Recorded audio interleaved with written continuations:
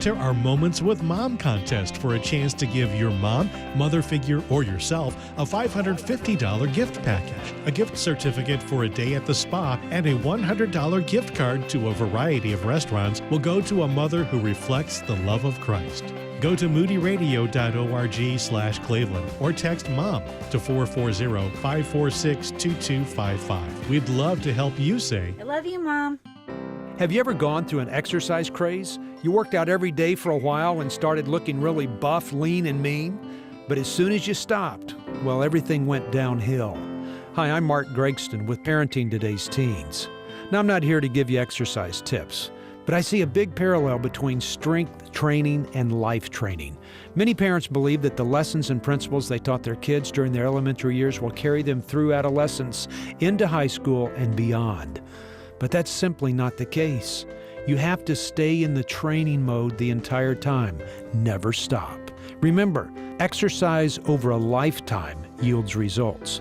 So continue to train your child in godliness and wisdom as they grow into adults. Parenting Teens isn't for the faint of heart. Learn about Mark's upcoming events and check out his latest resources online at parentingtodaysteens.org. Do you stream Moody? We have a variety of streaming stations, different styles of music, all with the same encouraging message from God's Word. Majesty Radio, Urban Praise, Radio Moody, the Praise and Worship Channel, Southern Gospel Radio. Our streaming stations, another way that God uses Moody to help you take your next step in your walk with Christ. Find our streaming stations on the Moody Radio app, Ask Alexa, or at moodyradio.org. The following is a test of the emergency alert system.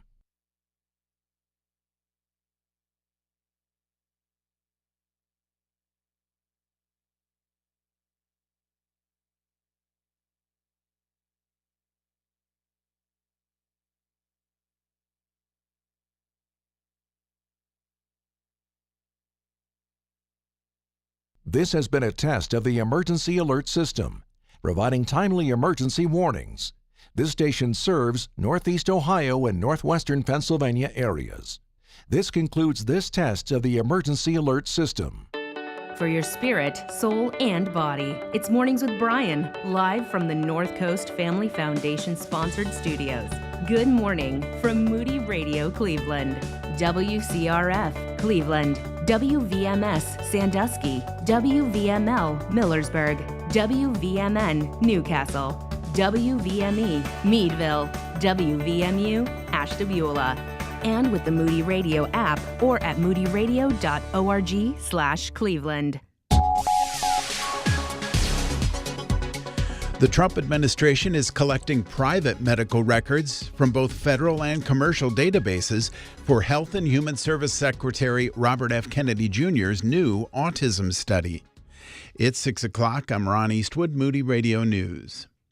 The director of the National Institutes of Health confirmed the move this week, saying the new data will allow Kennedy's researchers to study comprehensive patient data with broad coverage of the U.S. population for the first time.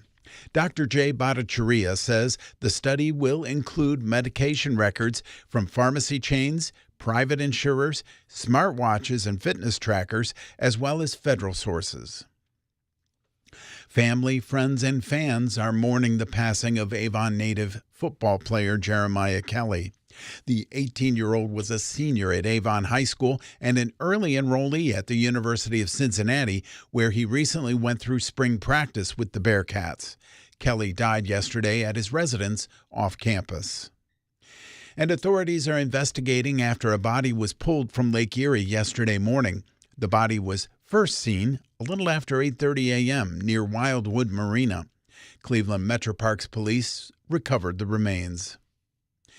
In sports, the Guardians edged the Yankees 3-2, the Pirates crushed the Angels 9-3, and the Cavs continued their first-round playoff series against the Heat tonight. Here's your Moody Radio Cleveland forecast. Partly cloudy this morning, then clearing. It'll be warmer with highs in the mid-70s. At last check, mostly cloudy 53 in Cleveland, 50 in Akron and Canton. Ashtabula has clear skies and 44 degrees. It's time for your moron moment.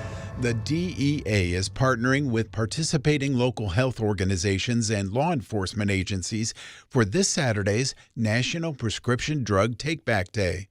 The event is an opportunity for all of us to safely drop off and dispose of expired and unneeded prescription medications. Don't risk these accidentally getting into the hands of your kids, grandkids, or pets.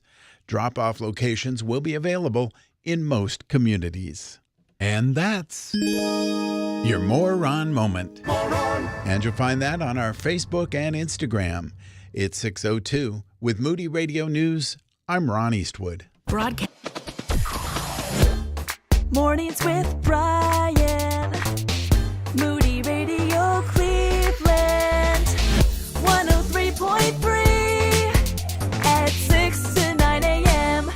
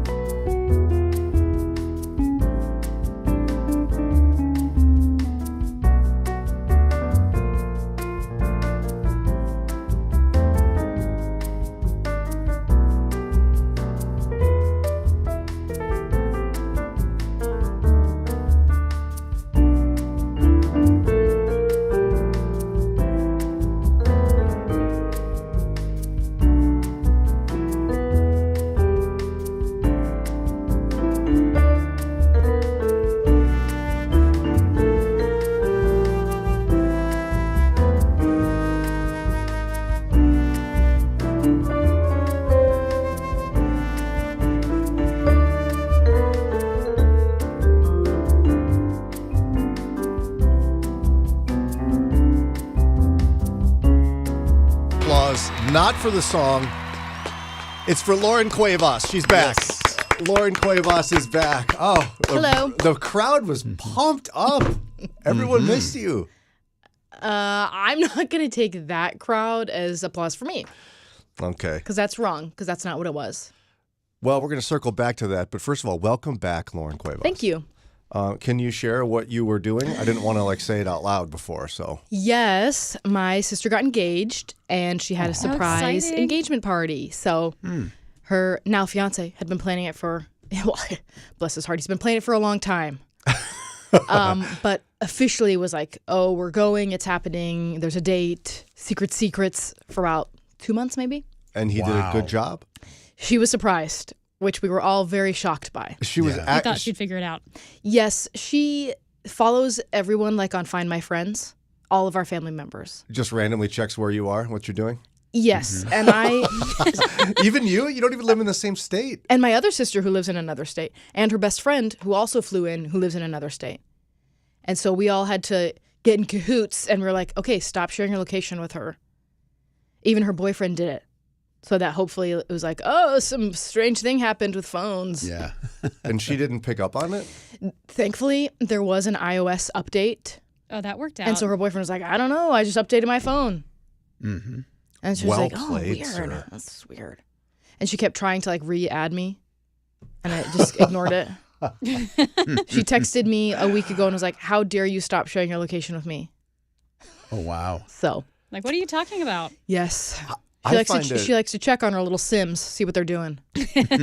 Well, I mean, I use it fairly regularly, but it's usually like I'm making dinner. Is Sarah on her way home yet? Or, does Grace have her phone? We've started stalking her on the weekends. Now she's at advanced infantry training.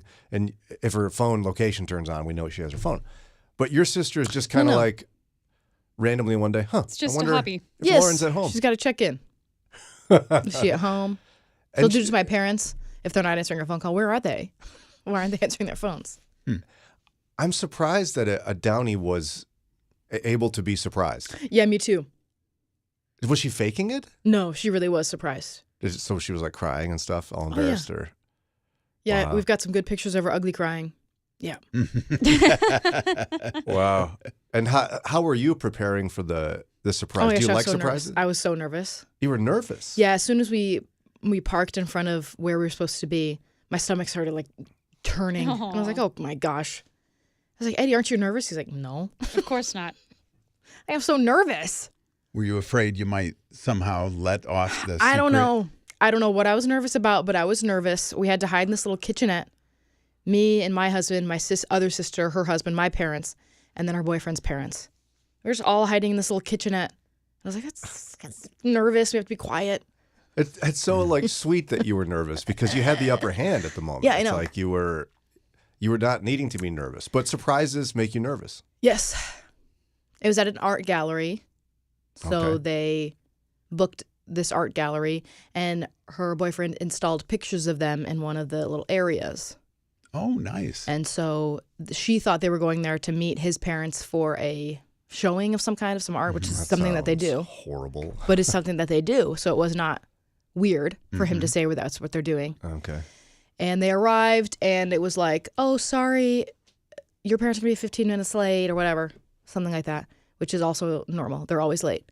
And so the owner of the gallery was like, just wander around. So they wandered around into the room where there's pictures of them. And she noticed it was pictures of them? Yes. She's like, oh, that's me. Yeah, and she like gasped and knew what was happening. Oh, It felt like 1 second because we could hear all of it happening in this little kitchenette. And then the owner of the gallery pops his head in and he goes, she said yes. And we're like, they just got here. Wow. Yeah. Yeah, that's exciting and sweet and how fun. Look It was at you. very fun. I also found another way to make you uncomfortable besides surprises. Yes. Like, so I went into the little kitchen at the radio station, and as I was walking down the hall, I could smell toast. So I knew Lauren was back. Okay. Because she loves her toast, and that's great. There's nothing wrong with that. Peanut butter toast is delicious. Any type of toast, really. And so I kind of say out loud as I'm walking, oh, I smell toast. Lauren's back. Yay. And she kind of looks at me, hey. And like, but before I got to know her well, I kind of thought she was just like not a morning person. Like, just don't talk to me, which is sort of true. But then I was like, wow, everybody missed you. She's like, hi. No, they didn't. I was like, actually, yeah, They did. People missed you. Like, we missed you. There was text messages asking where you're at. Stop it. No. Are you uncomfortable? Yes, of course I am. You don't like when people compliment you. Correct. You're just figuring that out? I don't know why I didn't have it that nailed down, but I'm really coming to realize Lauren, stop that. People like you. That's nice. You're talented, you're good enough, you're smart enough, and gosh darn it, people like you. Yes, they do. Thank you so much. Should we chat more about that? No. Okay. We can be done with that. I also developed a new fear today. Okay. Oh, yeah. We have in our little kitchen at the radio station, kitchenette is probably better. Yeah, there's not an oven. No. If you take out the oven, is it then just automatically a kitchenette? I believe that so. would be it. Yeah, like if your hotel room has a kitchenette, there's no oven, but there's obviously going to be a microwave. There used to be one in there. We used to have an oven? Mm-hmm. Yeah, we do it. When I got here, it was like scary. the 70s Harvest Green or what? Not Harvest Gold. It was the green alternative. Yeah. And it was used tiny. for storing things. Okay, I'm glad we don't have an oven anymore. Oh. Right? It didn't work. Yeah. Oh, it probably worked. I don't know. I never tried it. Scary. Didn't want to bake anything here. Well, we also have our little Keurig machine because we're all in a Correct. hurry. And so we're making our little Keurig. And our station manager, God bless him, he thought that what everyone wants in life is really odd flavored K-Cups. And like so a massive box of them. Yeah. Huge. Now, I'm just going to blow the whole thing with a headline. We've never gotten these before. No one's ever asked. No one's ever said, "Excuse me, staff meeting, very important. I don't want creamer. I would like my coffee to have strange flavors." Artificial strange flavors. Yeah. So, for example, here's just the biggest headline. There's lots of flavors here. Bananas Foster. I've never wanted my coffee to be flavored Bananas Foster. I think there's also a horchata, which Josh said was just kind of meh, which obviously. There's the Texas pecan. There's creme brulee. That one sounds okay. S'mores. Chocolate chip. Like, what makes it chocolate chip as opposed to chocolate? Yeah, why is it not mocha flavored? French toast? Not sure I want that in my coffee. It's probably just cinnamon. Maybe. Vanilla cream. Yeah. So my latest fear is I won't be able to find a regular coffee. What's the pink there. one? Isn't there a pink one? I couldn't find the pink one. There's a pink one. I don't remember what it is. But Every day I dig in a panic, like, oh no, will I have to have Bananas Foster coffee today? Ugh. But you told me that somebody snuck and got normal stuff. And by somebody, it was me. Lauren said, "Josh, please don't order those again." Yeah, he said, "Do you guys like these?" I said, "No, don't get those." Well, Ron will drink anything. He's tried Bananas Foster. Yes, I did. How was it? I won't go back. Yeah. Wow, that's a big insult from Ron. Yeah. I can't believe you picked up the K-Cup that said Bananas Foster and then drank it. That's all that's left. I'm not drinking. I'm not having coffee. I've never thought, You'd you know rather what this no coffee's coffee missing? than Bananas coffee. Banana. Yeah. This coffee's missing banana. You have any banana here at Starbucks? Any banana flavor? I've actually seen a couple coffee shops that have a Bananas Foster latte, and every time I'm like, what are we doing, people? Like, there's a lot of flavors you can put with coffee. Banana is not one I ever thought of. No. And not one I will ever try. So now you know there's a box in the supply closet you could grab that's regular flavors. Because I don't even like the coffee flavored normal, like the vanilla flavored coffee. No, I would just like coffee to be coffee, please. Mm-hmm. Yeah. And then I can add flavor if I would like. Mm-hmm. But there's something that happens when they put it in the grounds. It just doesn't taste right. It's called artificial.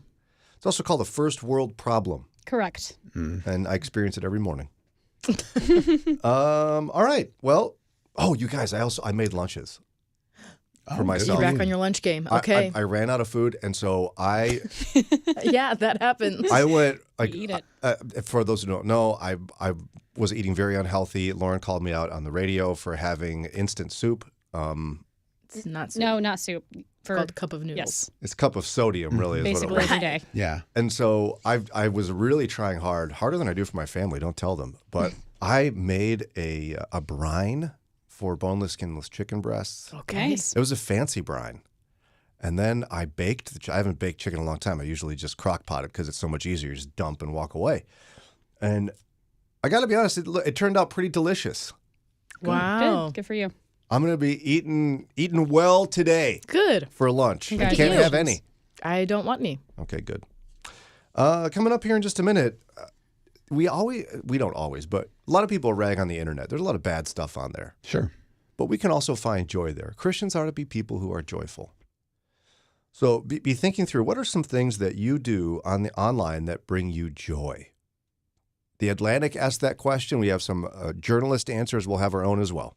Wondering what it looks like to apply deep doctrinal truths to your life? Check out the course on the Book of Romans from Moody and Rich, our continuing education platform.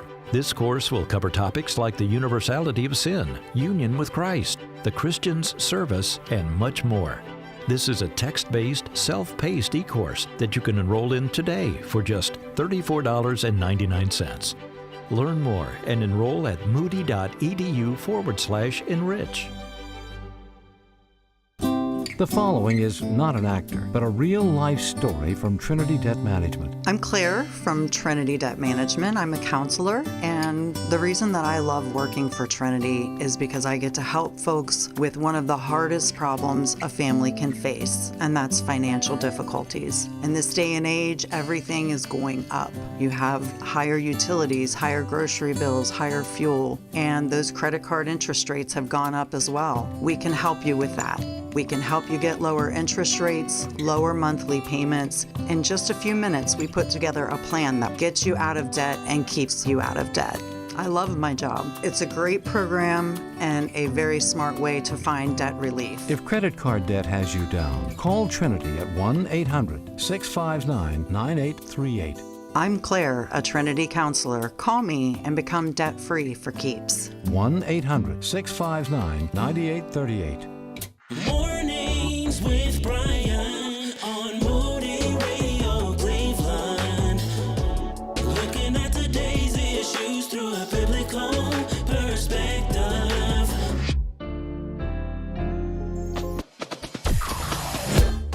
Mornings with Brian. Moody Radio Cleveland. 103.3 at 6 to 9 a.m.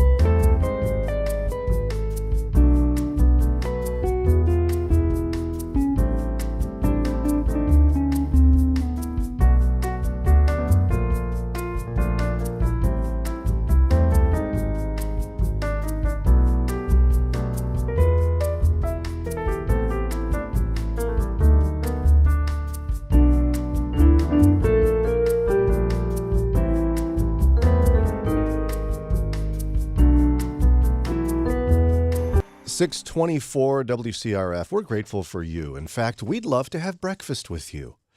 Coming up on May 8th at the IX Center, it's the annual Cleveland Leadership Prayer Breakfast. Our whole team is going to be hanging out at, I believe it's 2 tables, Lauren. Is that right? 2? Correct. Is it a boys' table, girls' table? I don't know. We'll see. Either way, we're going to be there. We'd love to sit with you as we enjoy powerful prayers for our community and hear from an amazing speaker, Army veteran, Army Ranger Hall of Famer Jeff Struker, who was part of the whole Black Hawk Down Battle of Mogadishu thing. It's wild. That's right. It's a wonderful event. Bring an unsaved friend. You could win a pair of tickets to sit with us. Okay, here's how you do that. Text the word breakfast to 440-546-2255. Text breakfast to 440-546-2255. So the internet can be a pretty horrible place, stressful place. Social media seems to be ruining people's lives, and we just don't care. So what about if we found joy there? Right? I mean, we all can find joy there, and Christians are to be joyful people. The Atlantic asked this, like 5 ways to spend time online joyfully. They asked their writers, like, what are you doing? Like, one person plays The Sims online. Remember that game where people are like, isn't that what they do? They like, right. They made up a language. And it's this person loves micromanaging other people's lives. Yeah. It's kind of funny. Another person, in a sentimental way, goes to their favorite songs on YouTube and reads the comments and loves reading people's heartfelt, like, sentimental comments about music they love. Okay. That's nice. I've done that. Have you on? Yeah, and not intentionally, but I'll go to look up, like recently Easter. So there were some songs that I thought, oh yeah, I remember Petra, It Is Finished, or Keith Green, The Victor. So I'll go and look them up, and while I'm listening to the song, I look down at the comments, and it is heartfelt very often. Ron used to it. I've never thought of doing that, but I think I might now with my favorite groups and such. Somebody else watches Hot Ones. Yeah. Brilliant show. If you haven't seen it, it's this guy. He does a really low budget talk show where you have chicken wings with a celebrity that he does of increasing levels of hotness to the point of, like, you might get sick at the end. Yeah. And then he interviews them while he's doing it. Right. And they try to keep their thoughts while they're waving their face or drinking water. It's very And funny. it's really unusual questions. It's not like standard interview questions. Yeah, he does a ton of research. They seem to enjoy it, other than the hotness. It's super fun. Somebody else watches van life vlogs. Like they love people who live in vans, and they just can't get enough of watching people do that online. What brings you guys joy online? Watching videos of someone fixing something, like so I can learn how to fix a dryer, a washer, dishwasher, because I know the end result is a little frustration, but the victory of doing this myself and not needing to pay $100 for somebody to walk in, and for him it's probably just flip a couple switches. Okay, that's it. Yeah. $5 or 5 minutes, $100. Let's go. Yeah. Well, I'm way more skilled than I seem. So is the joy part just the fact that you saved a bunch of money? Yes, and I completed the task. I was victorious over this broken dryer. All right. I said that wrong. I'm not nearly as skilled as I may seem because of YouTube. I wondered when you said that. I thought maybe because of YouTube. Ladies, what do you do? What do you find joy online from? There's this guy on YouTube that is really into vintage recipes from like all parts of the 20th century. So he'll make them and try them. And sometimes they're disgusting, and that's always hilarious. And then sometimes they're unexpectedly amazing. He talks a lot about the science of baking. I just really enjoy those. Have you ever made any of them? Or you just he actually has a watching cookbook that I got last Christmas. fun. And so I have made a lot of them, and they're really, really good. So do you go there intentionally, or do you trip on it because of the algorithms and stuff? Whenever he pops up, I make sure I watch him when he has a new video. Okay, fun. Awesome. Lauren, what do you do to find joy online? I watch funny videos. and then send them to my friend, and she'll send me funny videos. But it's not just universally funny, right? It's No, of Lauren course, funny. yeah. It's like That's what inside makes a video humor funny. type funny. Yeah. Yeah, good for you. And me and my friend send them back and forth. But it just And we makes just you laugh smile so more. hard because we have the same sense of humor. Yeah, there's something about the mutual enjoyment of a funny video. And, years ago, shorts weren't a thing, but it's just a brilliant. Whoever came up with that, way to go, buddy. I love a short. I want to get to the punchline. In fact, they were I called can't. Vines.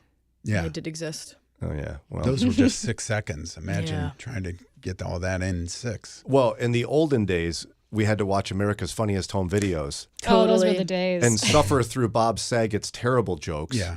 And end up seeing 4 videos in 30 minutes. Pretty much. But it was worth it because we got to see something funny. Well, at the beginning, it degraded into America's men getting hit in the crotch. Yeah. And it was just a So consistent run of those. And I'm like, this is no longer funny. My family and I always complained like that was our thing. Every Sunday night was we sat down and we watched AFV. But the videos we thought were funny were never the final, the the final pick. finalists. Right. And we Yeah, no. got frustrated. What's wrong with people? I don't always know. pick the But they dumb were ones. not funny. Like the ones we were like on the floor laughing at, but never got picked. I'm with you on that. You probably know this. Like people either being pranked or falling down or like, a fail. Fails caught on camera bring me immense joy. I was sitting passenger seat for a while in our drive to Georgia a couple weeks ago or a week and a half ago. And there was a moment where Sarah was wondering if I was okay because I was like snorting and cackling so loud. And then I sent her the ones that really got me. And then when we switched spots, turns out she was snorting and cackling. It sounds horrible, but I'm sure the lady's fine. A lady slowly fell down an escalator. Like Slowly. She didn't like fall and hit That's her like head. my biggest fear in life. But she was like, when you kind of start rolling a little bit, falling down, and you can't kind of gain your. And she's an escalator, so it just keeps going. It kept going. She kept falling, and falling, and falling, and falling, and I just couldn't. She was clearly all right, but when my niece was 4, we went to a mall, and my sister didn't realize that she'd never been on an escalator before. Oh. And so I was behind her, and she got on the escalator, and her feet just kept going up, and she fell backwards like slowly. So her head was like down, and her feet were just going up. I love watching things like that. Oh. And I find joy in people cooking and eating weird things. I don't know. It keeps coming up, but they're like, I don't know. By weird, because like there are people that will intentionally make bad food. By weird, No. do you mean this is a genuine dish that you've just never heard of before? No, like a different culture where someone is cooking something, you don't even know what it is, and then they eat it. I watched a couple of those yesterday. I don't know why. I find it's gross, but I find joy in that. Can't really explain it. And then like people getting scared is the funniest thing ever. The one where people put the air horn underneath their chair. And you sit down in a chair and like the loudest noise ever goes off and people like and getting so scared I laugh so hard. We should do that to you, see if it's funny. Well, no, it's not funny when it happens to you. It's funny when you get to watch other people do it. I can't explain why I love it, but I just find so much joy in that. See, we can have fun on the internet. Yes. I used to There's a reason we keep going back. Well, right. I used to have fun watching what is it called? America's Got Talent. Not America's Got Talent. The other one. American Idol. American Idol fails, like people doing poorly. But those are funny. But I started feeling bad about it after a while. It's like, boy, some of these people just don't know. Like they were Someone needs built to tell up them. their whole life and no one ever had the heart to tell them the truth. But that first season or two, it just wasn't going to get much better than that. William Hung. Oh, gosh, that guy was so funny. She bangs. Yeah. And the Larry somebody, pants on the floor, looking like a fool with your pants on the floor. Forgot about him. Oh, boy. Okay. I'm finding joy. I'm not even looking at it. Not even looking at it. 6:33. We're going to get to a quick break.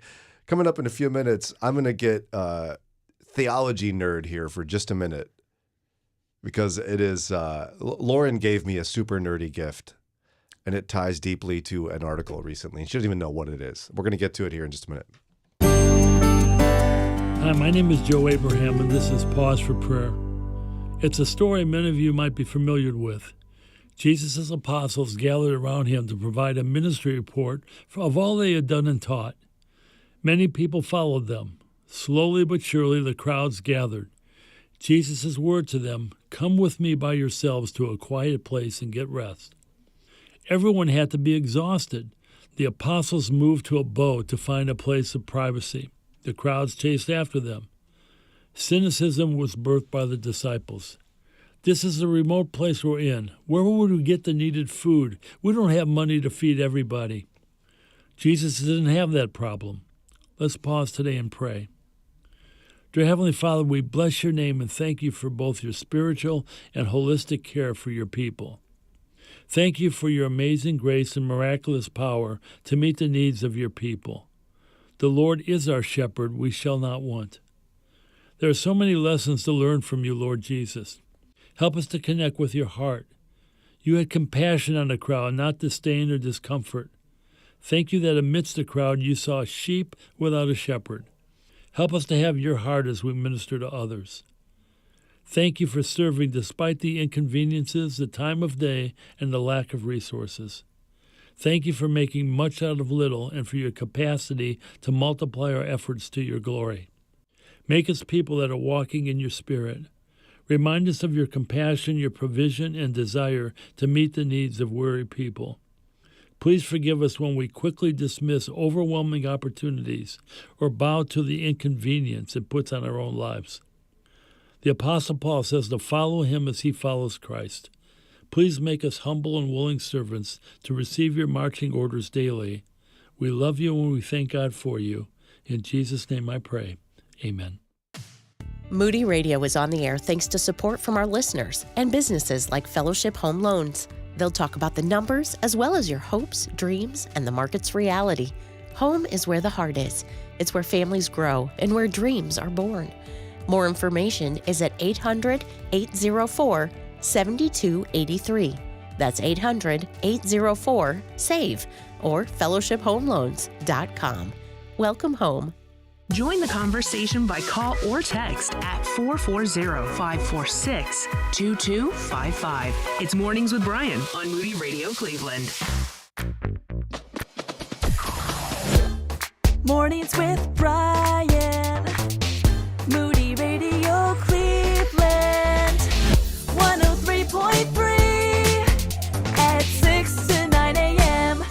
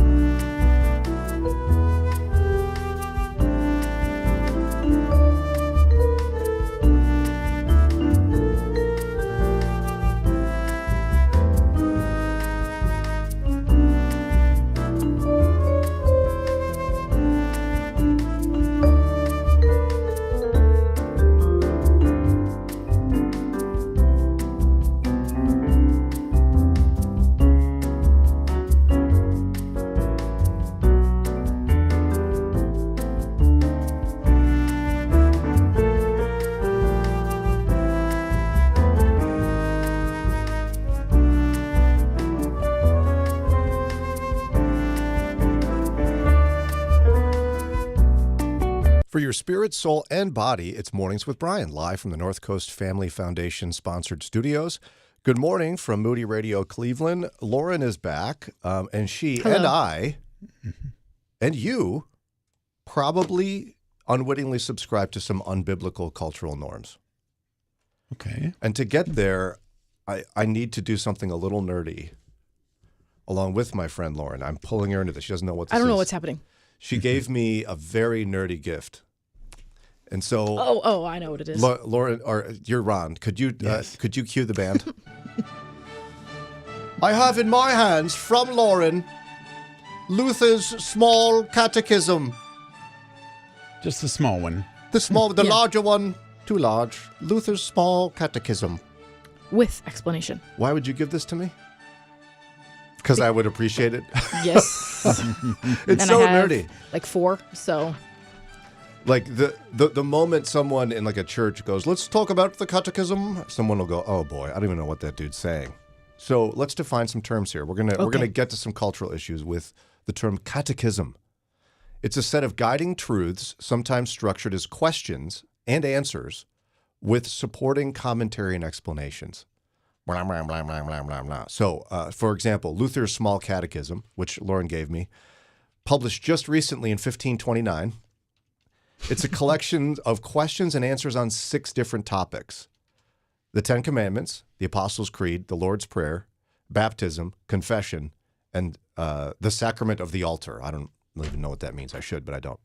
So it's basically him doing Q&A about some essential Christian doctrine. Catechism. It's learning the essentials, right? Yes. Did you do catechism stuff at Moody? No.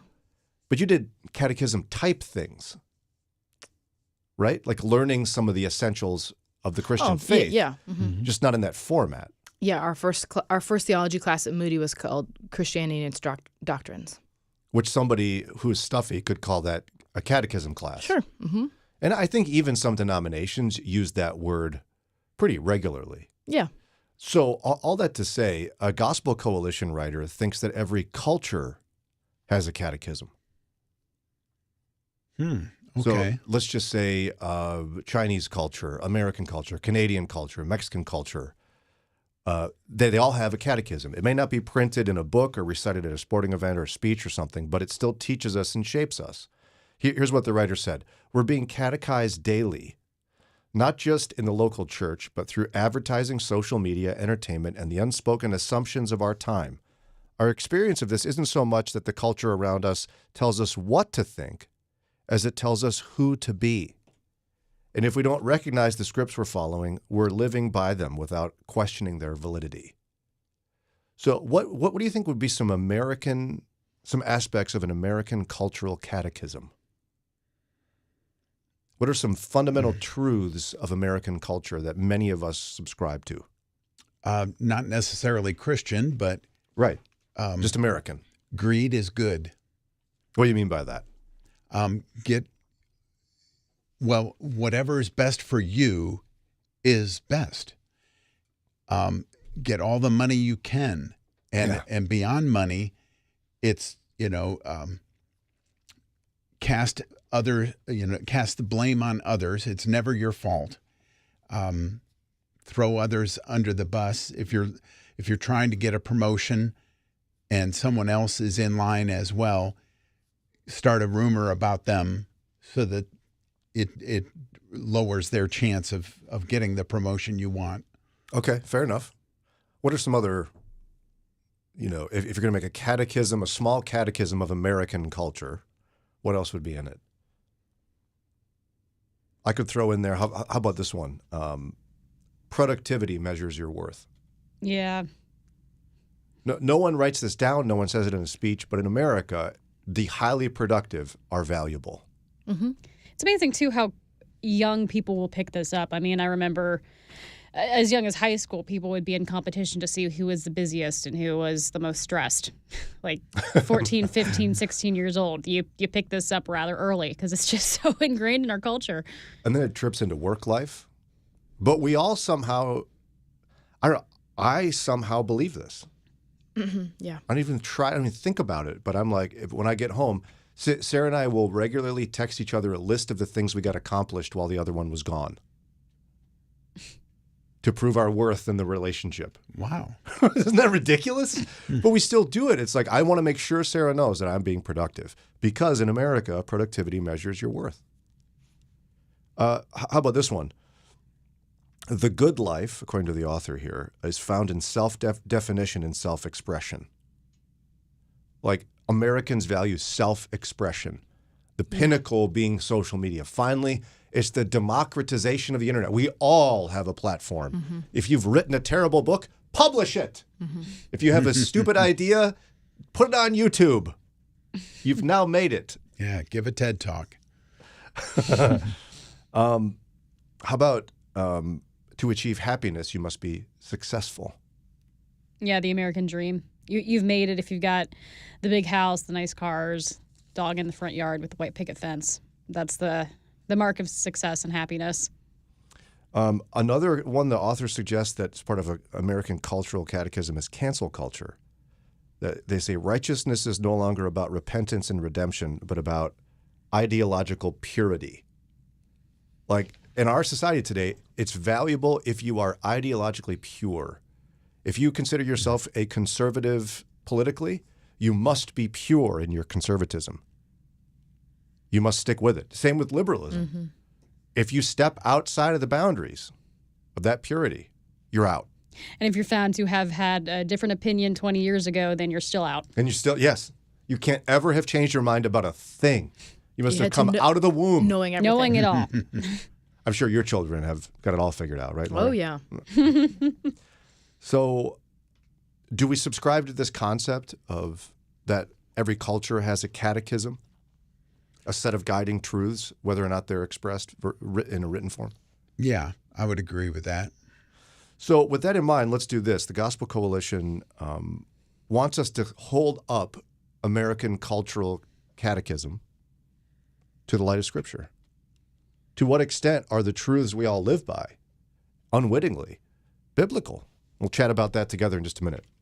Moody Radio's thankful for support from listeners and businesses like Deerfield Ag Services. They help in adaptation of new technologies and techniques of farm and business management. More information about Deerfield Ag and how they can help is at deerfieldagservices.com. Let's see, if something costs less, a lot less, but people are actually happier with it, that sounds like something to look into, and that's MetaShare. Maybe you've heard joining MetaShare can save you or your family up to $500 a month, and that's huge, but it's also true. People are just happier with it. They love being part of something that reflects and promotes their values and what they believe in. MetaShare works, too. It's been around for 30 years now, and members have shared more than $7 billion of each other's bills. People love having telehealth and a huge nationwide PPO network, so yeah, really, you can save a ton and like it better. Imagine being happy with how you're taking care of your health care, whether you're self-employed or part of the gig economy, or you just want a plan that you're happy with. Here you go. You can call right now and get a price within 2 minutes. A very, very smart use of 2 minutes. Here's the number you need. It's 877-58-BIBLE. That's 877-58-BIBLE. 877-58-BIBLE. God gave a dream to D.L. Moody and Emma Dreyer to start the Moody Bible Institute. He's honored that dream for almost 140 years. Giving Day is a day we set aside to celebrate. This year, it's on April 29th. Thousands of graduates have served in every spot on earth. Give now and also access a devotional and prayer guide written by students and faculty at moodygivingday.org. moodygivingday.org. Brian's third grade teacher left us a voicemail. Please record your message. I always thought that Brian would be a circus performer or a radio host. At least I got one right. It's Mornings with Brian on Moody Radio Cleveland. Mornings with Brian. Moody Radio Cleveland. 103.3 at 6 to 9 a.m.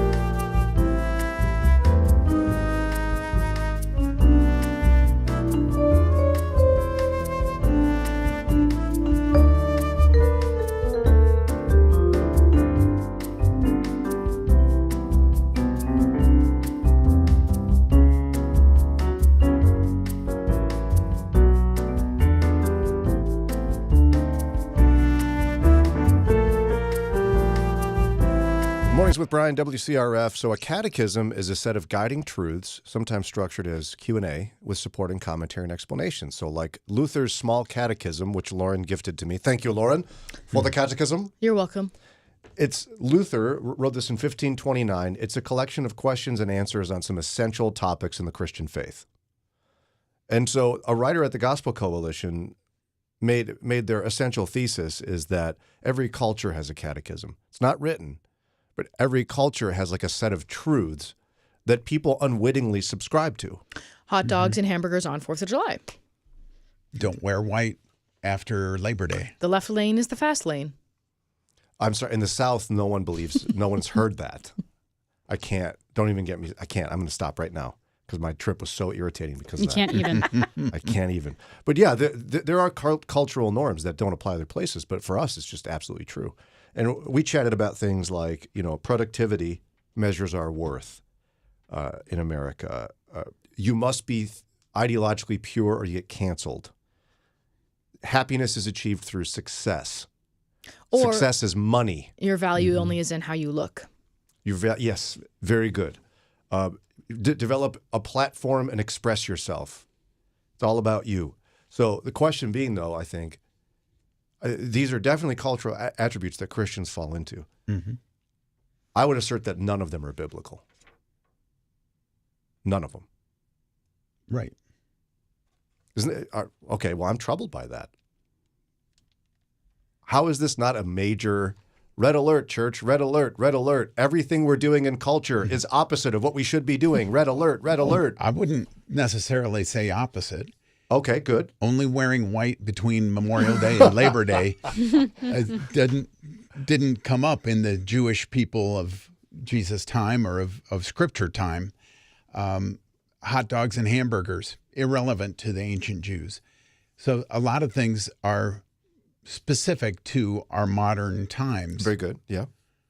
But some things like the greed is good, and get all the gusto you can, that applies in different ways then and now. And Jesus spoke against greed.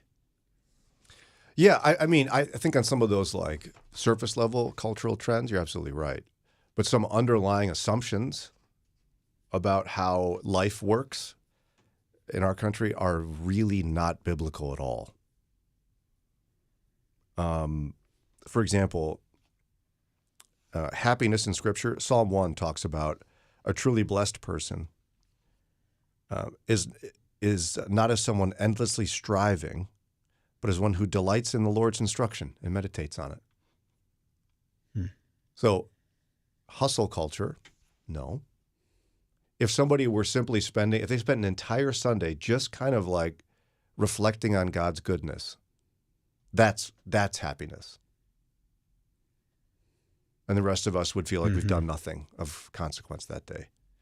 How do we shift? How do we be people who actually live out biblical principles? Because again, how about, success is not by accomplishment, it's by surrender. Well, you have to be okay with not looking successful or whatever the word is in our culture. You have to be okay with like being the loser in our culture. Mm-hmm. Is that really what you think it means, like to be the loser? Yeah, if you're not going to strive for productivity and being productive is the only thing that matters, you're going to come out on the bottom. And financial success is not the pinnacle. Yeah. It happens, but if you're going to let everyone else run over you and run past you and wearing themselves thin on productivity or getting things done or climbing the corporate ladder, and that's not what you care about, that's not what you're striving for, then in our culture, you're going to look like the loser. And I hear so many questions from believers where they're like, but I don't want that. Like, I want a promotion. I got to take care of my family. Like, people create these structures in which the American cultural catechism is the excuse. It's like, well, but I mean, I have to take care of my family. I have to get ahead. So And I think it's okay to want those things, but they can't be the thing. They can't be what you're pouring all of your physical, mental, and spiritual energy into.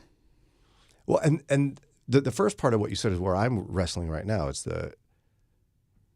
you say it's okay to want it.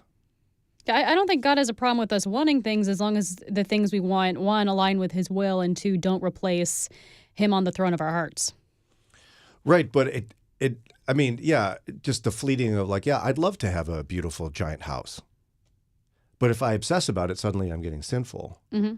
And so it's almost as if I want to train my heart over my lifetime to want the things of the Lord. And contentment is also a virtue. The Bible speaks at length about that.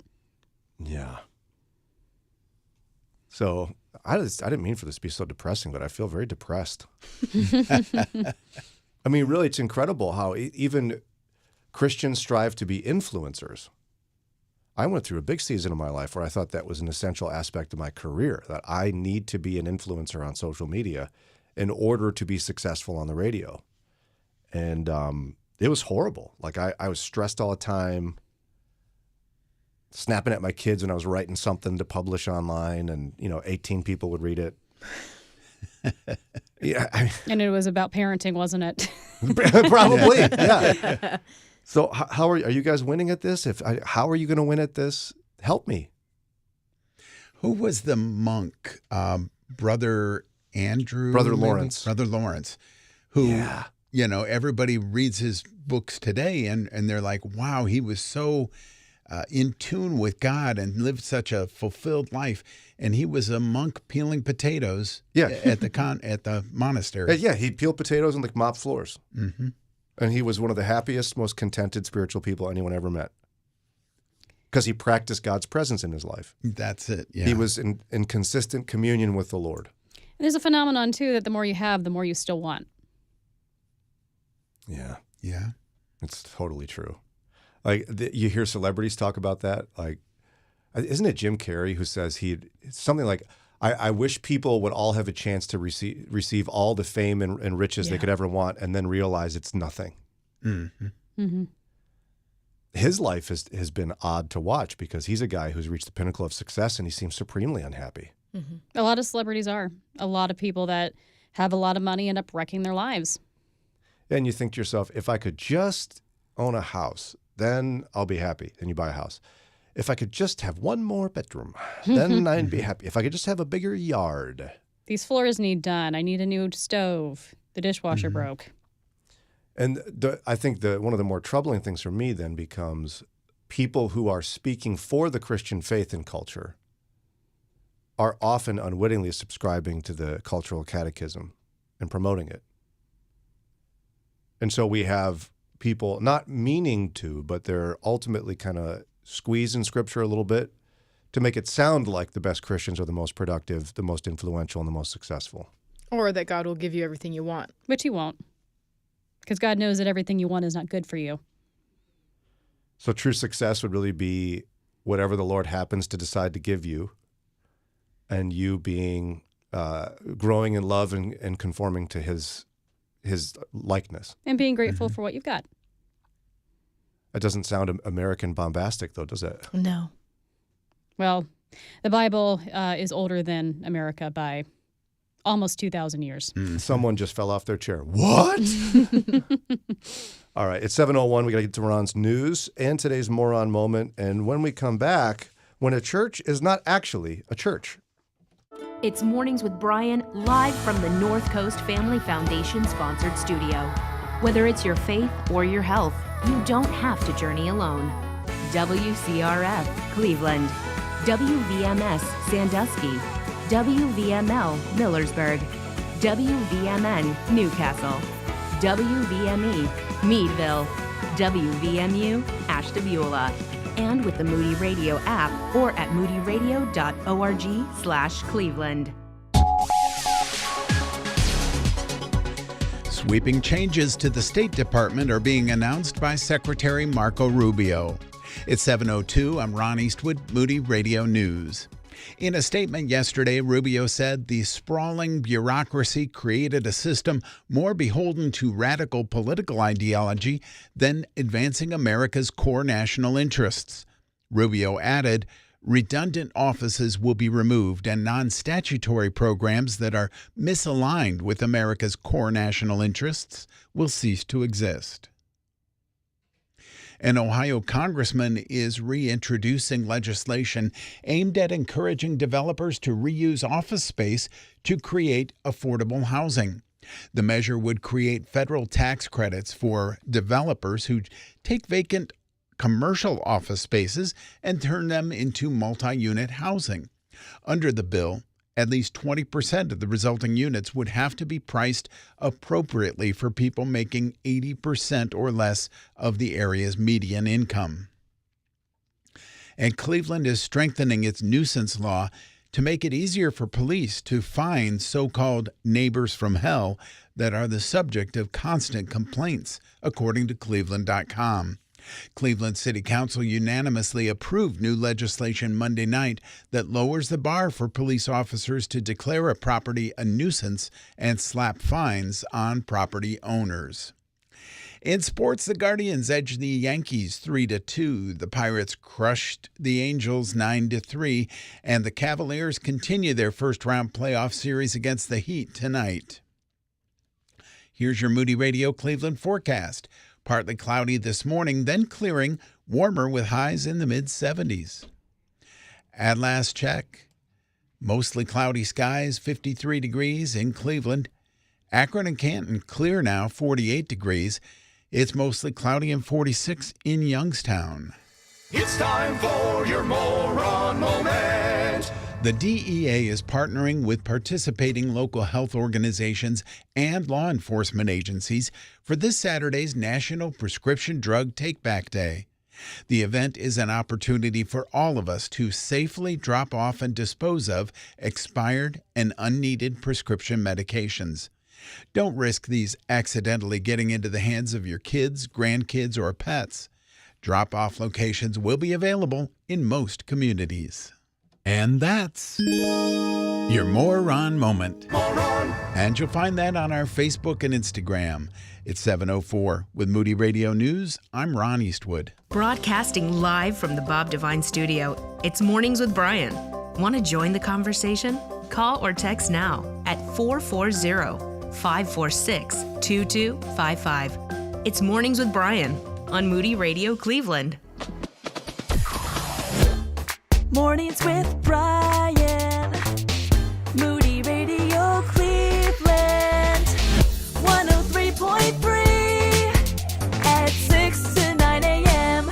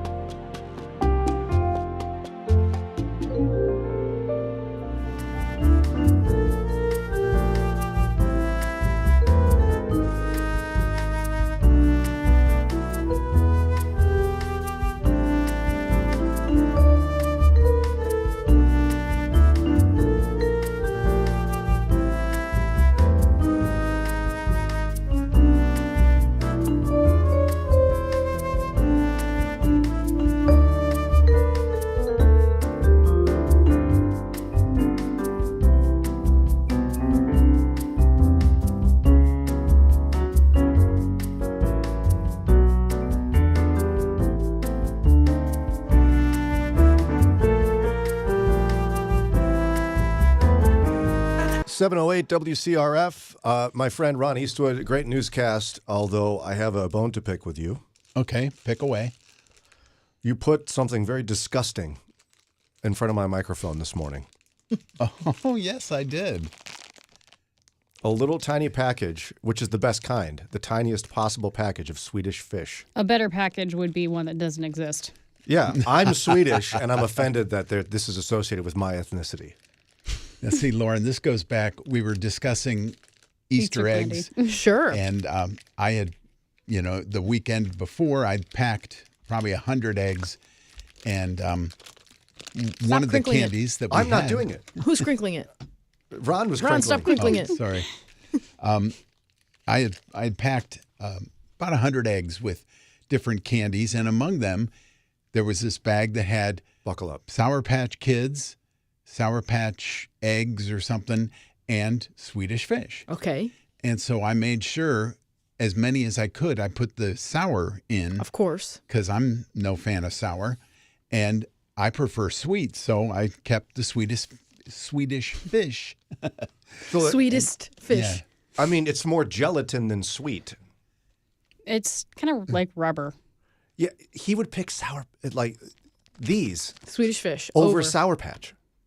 Of course. So Ron does have a flaw. Sometimes Sour Patch adjacent things do kind of like make your mouth raw if you eat too many. But I'm always going to prefer sour. Yeah, thank you. Wow. Eat too many as in one? Yeah, exactly. Like I told Ron, you can put your Swedish fish right next to Necco wafers and circus peanuts and have at it. And then he said, I actually do like circus peanuts. Ron, that's not a lot, but I enjoyed eating one or two when I was young. You probably like Necco wafers, don't you? No. You sure about that? I do draw the line somewhere. I'm not sure if it's actually just mislabeled chalk. Exactly. That is what it is. All right. Well, I want to get nerdy about something. Okay. There's a Phil. What are you laughing at? I just had to look up Necco wafers again. Yeah, they just are so gross. It's I feel bad for the elderly because that was candy in the olden days. Yeah. It's chalk in circles. They look like sad Smarties. I mean, kids probably cried if they couldn't have any more Necco wafers. Can you imagine? Yeah. I'd cry if someone gave me Necco wafers. So I want to get nerdy about something because there's a Christianity Today article that says, when is a church not a church? It's kind of a philosophical, when is a church not a church? Right. But to do that, I have to get super nerdy for a minute. Nerd alert! Nerd, nerd, nerd, nerd, nerd, nerd, nerd, nerd, nerd, nerd. I'd like to talk about tax form 990. You can keep Okay. it on, Ron. It's fine. Tax form 990. We just had taxes done or whatever. And if you're a non-profit organization, we have to understand tax form 990 to talk about when a church is not a church. This is an annual information return that most tax-exempt organizations, including nonprofits and charities, are required to file with the IRS. Essentially, what the IRS says that if you get the status of being exempt from paying income tax as an organization, Right. you must publish certain information for the public record. Okay. And it's dual purpose. It's so the IRS can see that you still qualify as a nonprofit, and so you're accountable to the public as well. So it's a detailed look at a tax-exempt organization's activities, governance, finances, promotion, and accountability. It shows, for example, there's a requirement for the list of top earners in your organization to have their salaries published. Right. You might be like, what? Yeah, no. So you know where big funds are going. It's a charity. Yeah. You want to know if, all of the money goes to the executive? Yeah. Right. Or just a little bit of it. And it also gives public information to people who may be a potential donor. If you want to donate to an organization, you can look up their 990. Yeah, you want to know that your money's being used well. Right. There is one exception to who gets to file, well, technically two, but one exception to who has to file a 990. If you are a church, you don't have to file Form 990. So, First Baptist Church of Paducah, Kentucky does not have to file Form 990 because there's some privacy that's allowed for a religious organization. Now, a lot of churches in their annual meeting will actually disclose salaries. Yeah. Right. And we don't have to keep nerding out if you don't want to, Ron. With the music. Okay. Yeah. And so the IRS actually has a definition of what a church is, which is kind of funny. Interesting. They don't care what you believe, but it has these qualities: a definite and distinct ecclesiological government. What is that word? Where? The first bullet point. Eschatological? No, that's end times. Ecclesiastical. Ecclesiastical. Okay. So you have to have ecclesiastical government. You have to have a recognized creed and form of worship. You have to have religious history, distinct religious history. You must have regular religious services. You have to have membership or a regular congregation, and you have to have an established place of worship. That's very specific. Mm-hmm. Established place of worship is interesting because, like, there are house churches today that and have been for a long time, the early church, but they don't always meet at the same house. So There probably just has to be an address, like a business address. P.O. box at the UPS store or something. Maybe. As a Moody Bible Institute graduate, Lauren, how do you feel about these expectations of the IRS? Can you read them again really quick? Their governance, recognized creed and form of worship. Okay. Distinct religious history, regular religious services, membership or other regular congregation, and an established place of worship. I feel good about it. It seems like it'd be hard to fit something else into that box. Yes. And yet, there is a way to fit something else into that box. According to Christianity Today, since 2020, more than 80 of the 1,000 largest Christian ministries in the U.S., not churches, have asked the IRS to classify them in a way that they do not have to file Form 990.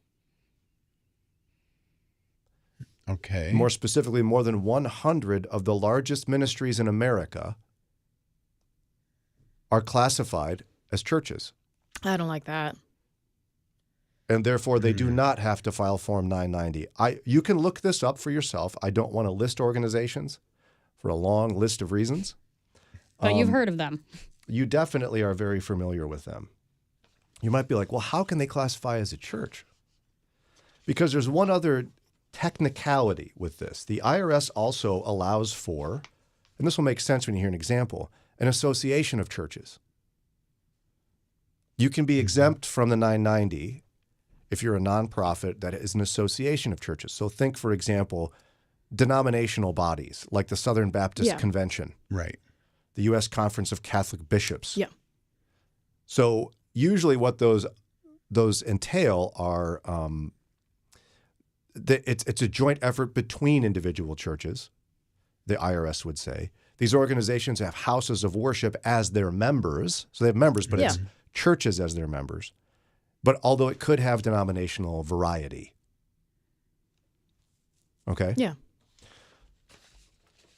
And yet, one of the examples of why this could be problematic, you might be like, well, so what's wrong with this?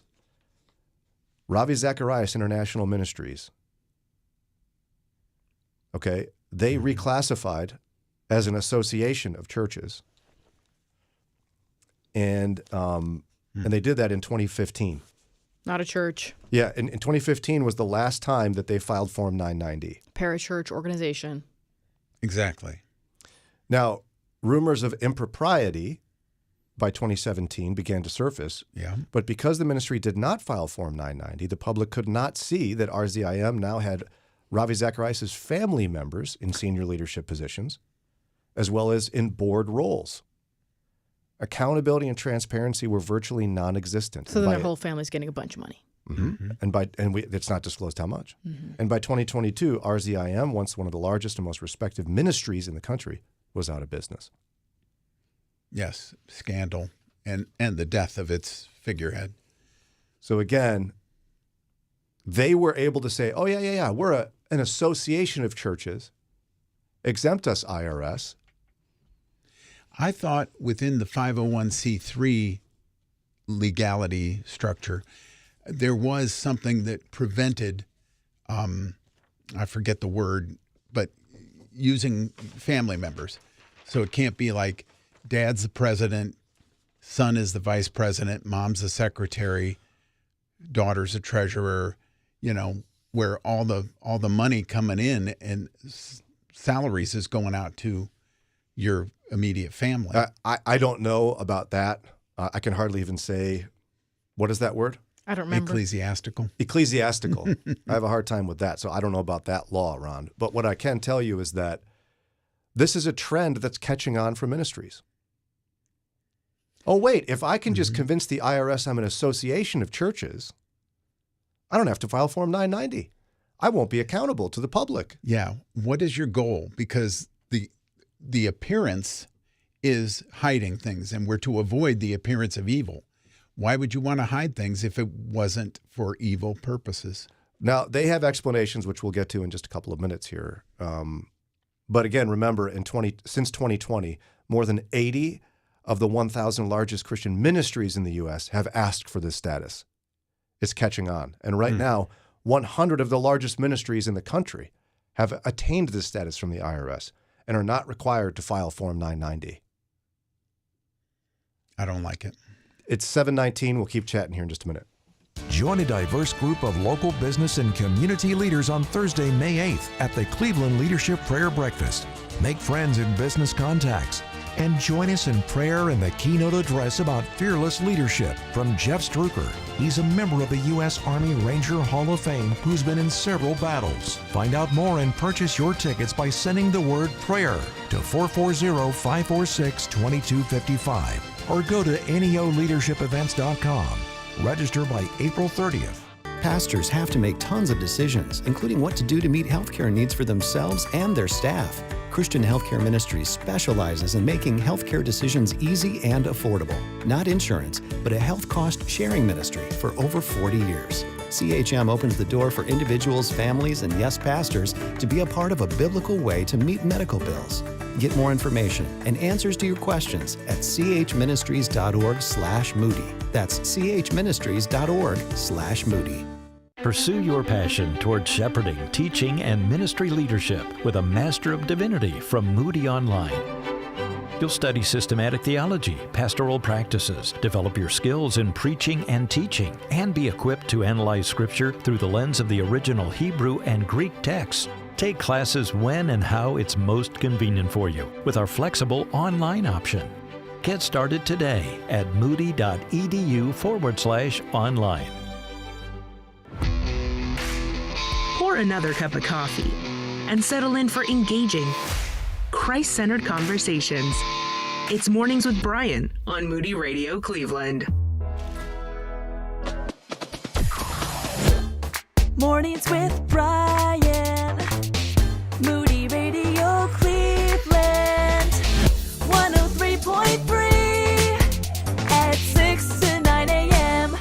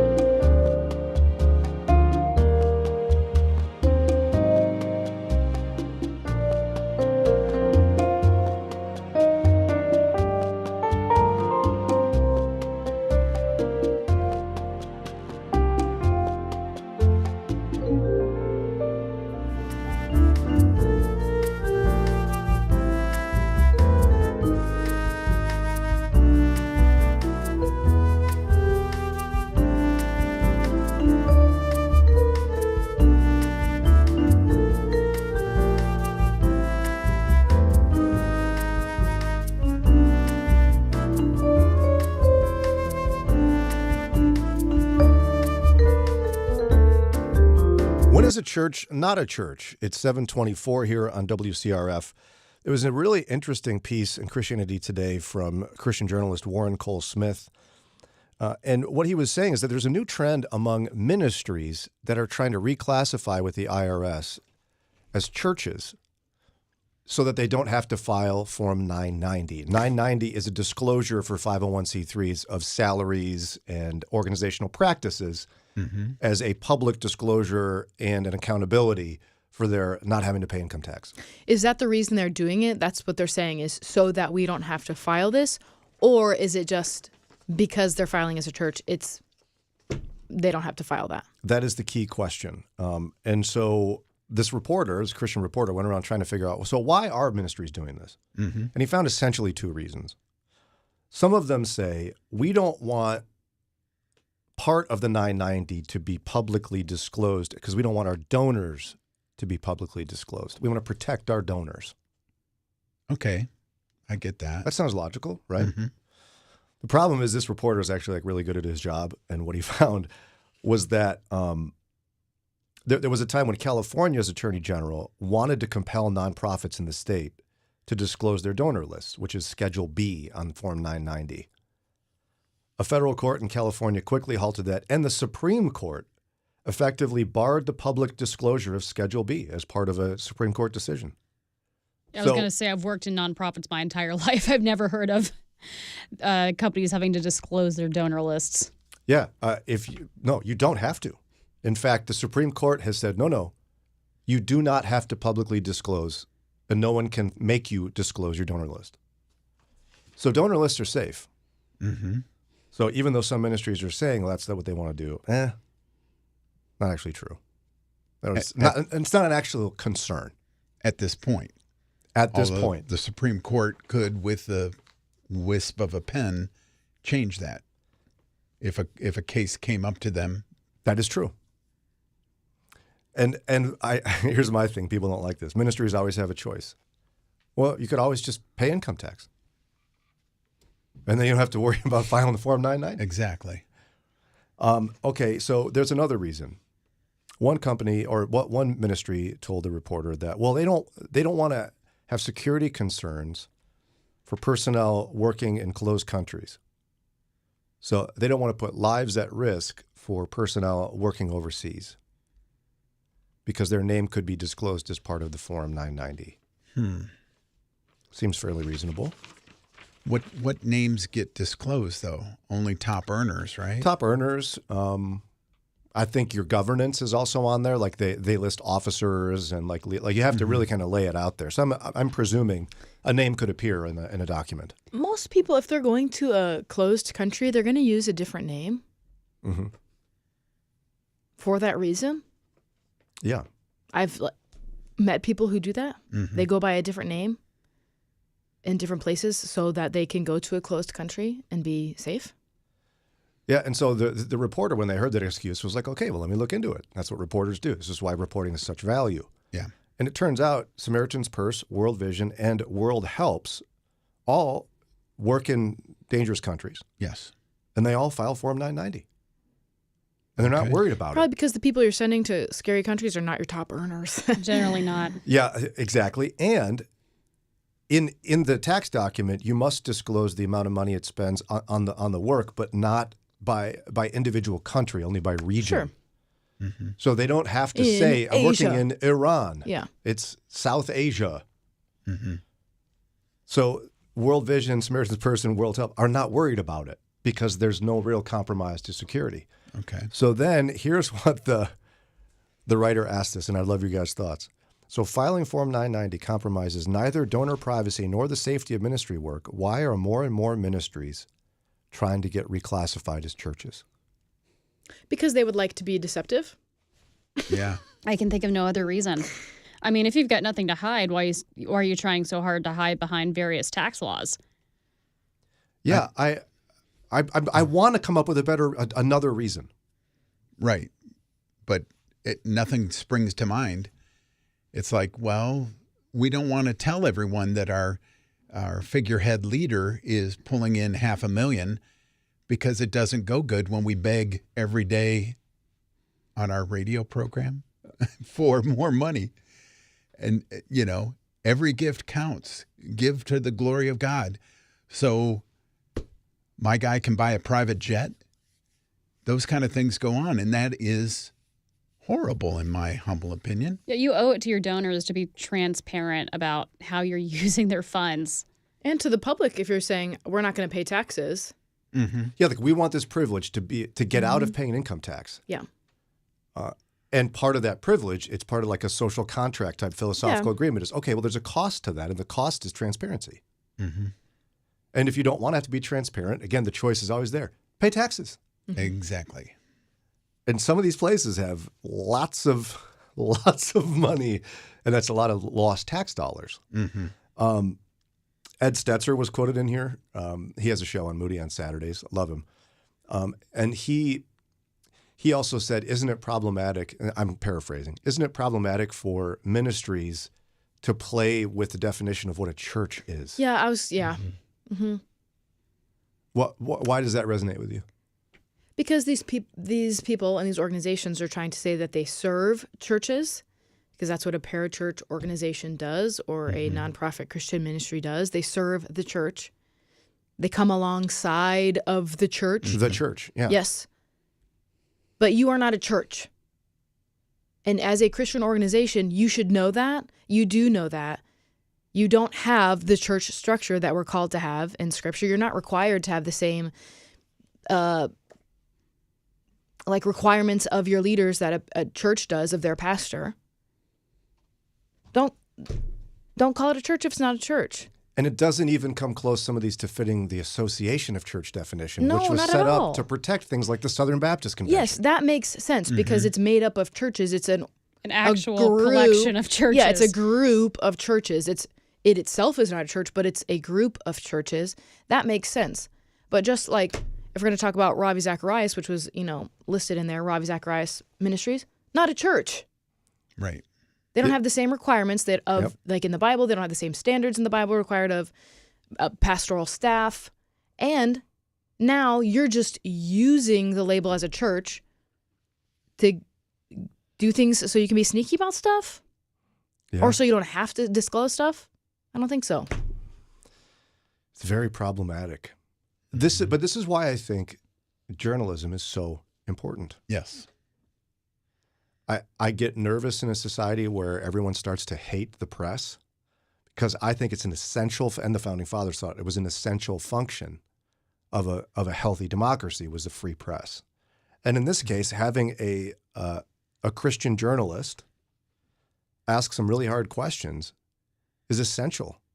I think it's a problem for the mission of the church and the gospel if we have a bunch of ministries playing with tax law to hide. Yeah, we love to say, oh, give to Caesar what is Caesar's, and oh, you have to follow the, laws of the leaders above you. Oh, but not here. But we're not going to follow it here. If you want to dig into this a little bit more, Christianity Today has an article. It's called When a Church is Not a Church. When a Church is Not a Church. Go look it up. See it for yourself. Don't take my word for it. And I would love to see Christian ministries in America have a lot of integrity. Mm-hmm. Be who they say they are, or pay taxes so you can hide. Then I guess what are you going to hide from if a lot of your money goes to taxes? Okay, 7:33. We're up against a break. More to come. Encourage Foster Care is a private faith-based foster care agency located in 13 counties throughout Northeast and Central Ohio. Every month, Encourage receives dozens of requests for foster homes in Northeast Ohio. Due to the lack of foster homes, they are forced to turn away up to 80 children a month. Encourage is currently working to expand their services and support. Learn how you can be a part of the solution and help create hope for the community at buildinghopecampaign.org. Are you looking for candid conversation from a biblical perspective? You found it. It's Mornings with Brian on Moody Radio Cleveland. Mornings with Brian. Moody Radio Cleveland. 103.3 at 6 to 9 a.m.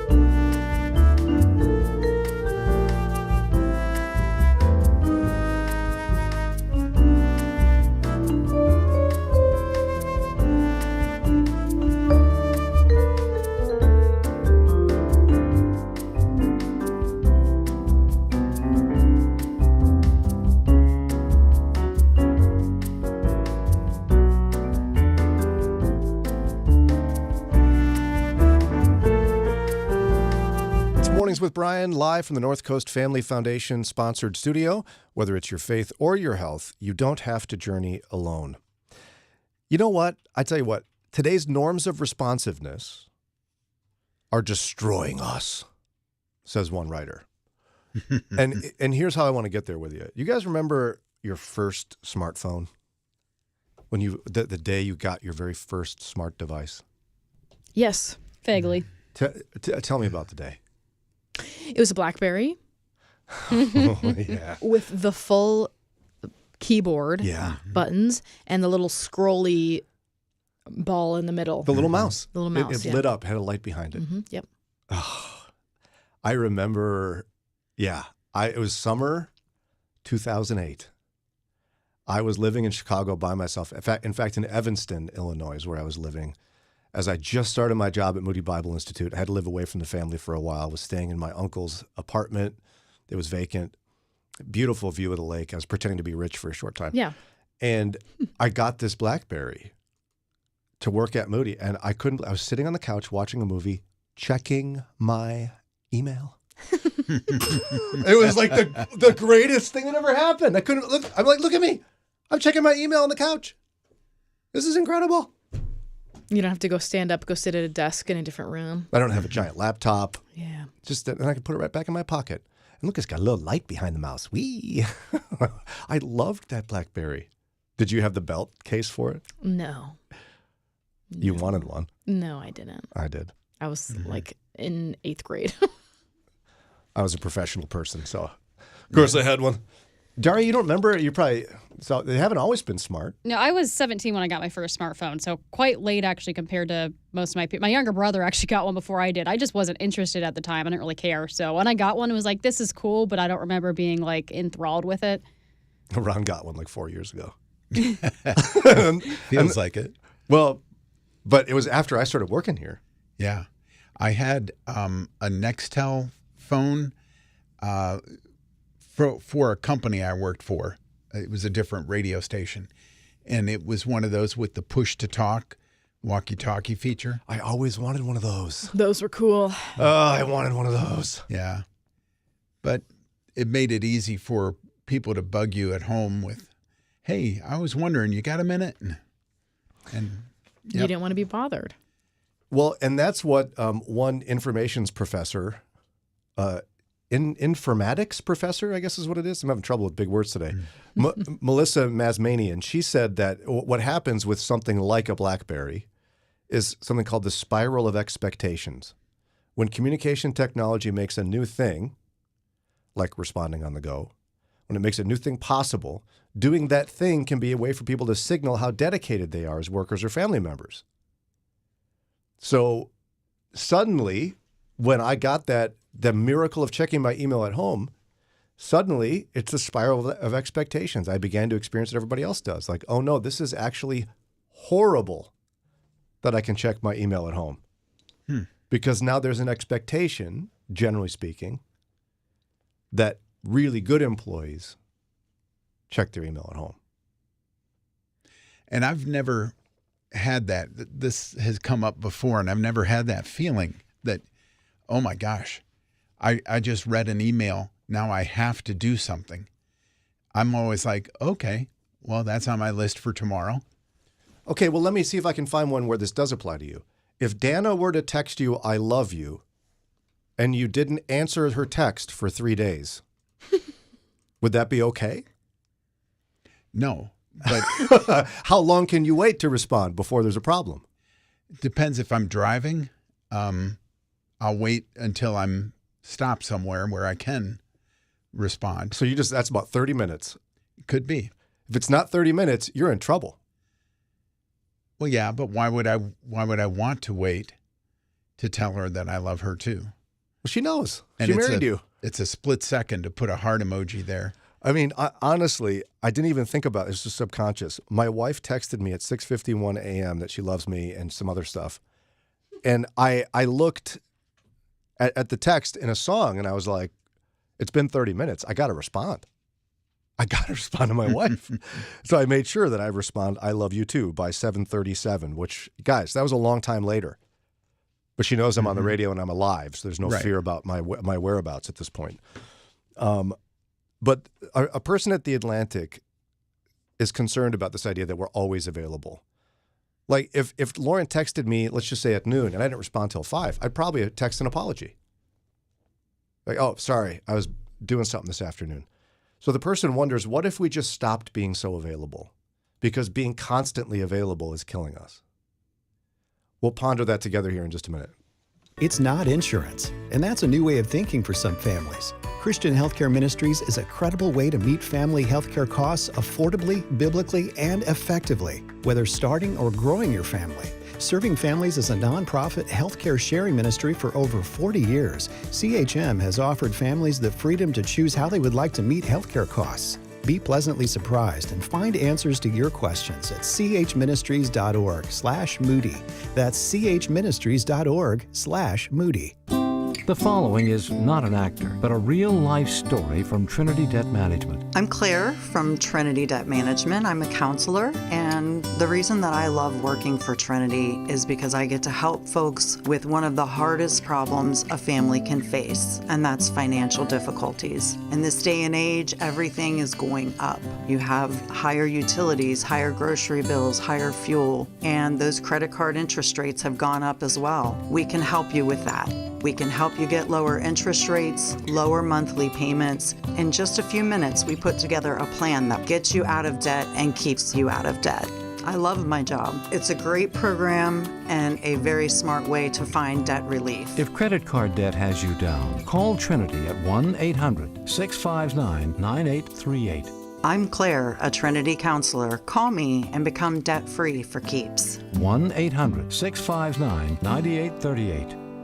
Get up, get ready, and get going. It's Mornings with Brian on Moody Radio Cleveland. Mornings with Brian. Moody Radio Cleveland. 103.3 at 6 to 9 a.m.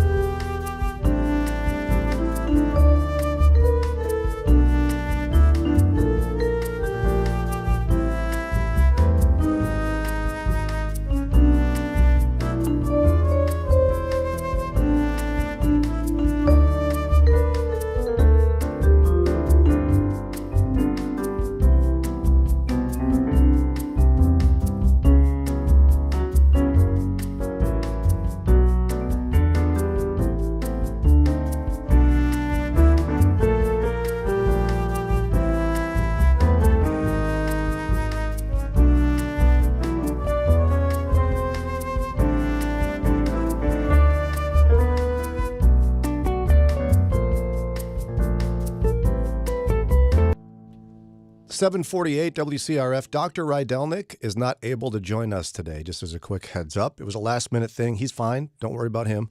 But just so you know, we will not be doing Bible Q&A from 8 to 8:30. We do have radio legend Larry Morrow coming on the show at 8:30, which I'm very excited about. The Duker. The Duker. Such a cool guy. Loves the Lord. He's going to chat with us about a big event coming to town. But for now, we've been chatting about how it's something called the spiral of expectations. That is, that as technology and communications has increased, social expectation of timeliness has increased. Now, a writer at The Atlantic found an interesting anecdote to illustrate this. It's always been the case. Like when you look at 19th century writing, like the 1800s, people were constantly apologizing for the tardiness of their letter.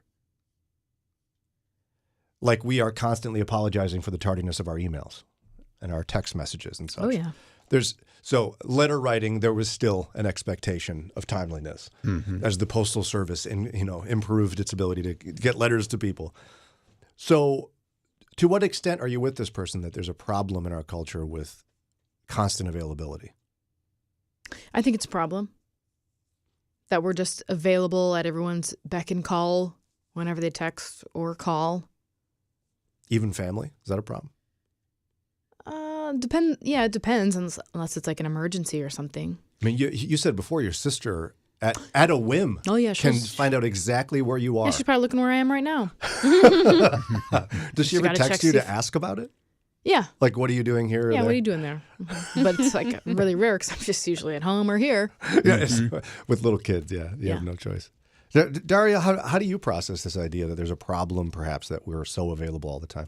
Yeah, I do think it's a problem to just be so connected. I do think you should be able to be unplugged. And the thing is, we're connected, but we're not. It's not like we're having meaningful face-to-face conversations. I don't think you can have too many of those. But over text and having to constantly feel like you have to reply and it just adds a level of stress I don't think we need. I think I've talked about this before, but if I can't reach my parents, so I call the home phone, and then if I can't reach them on the home phone, I'll call my mom's cell. And then as a last resort, because he never answers, I'll call my dad's cell phone.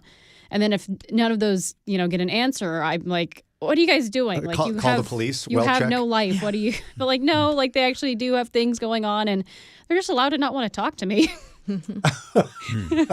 That's true.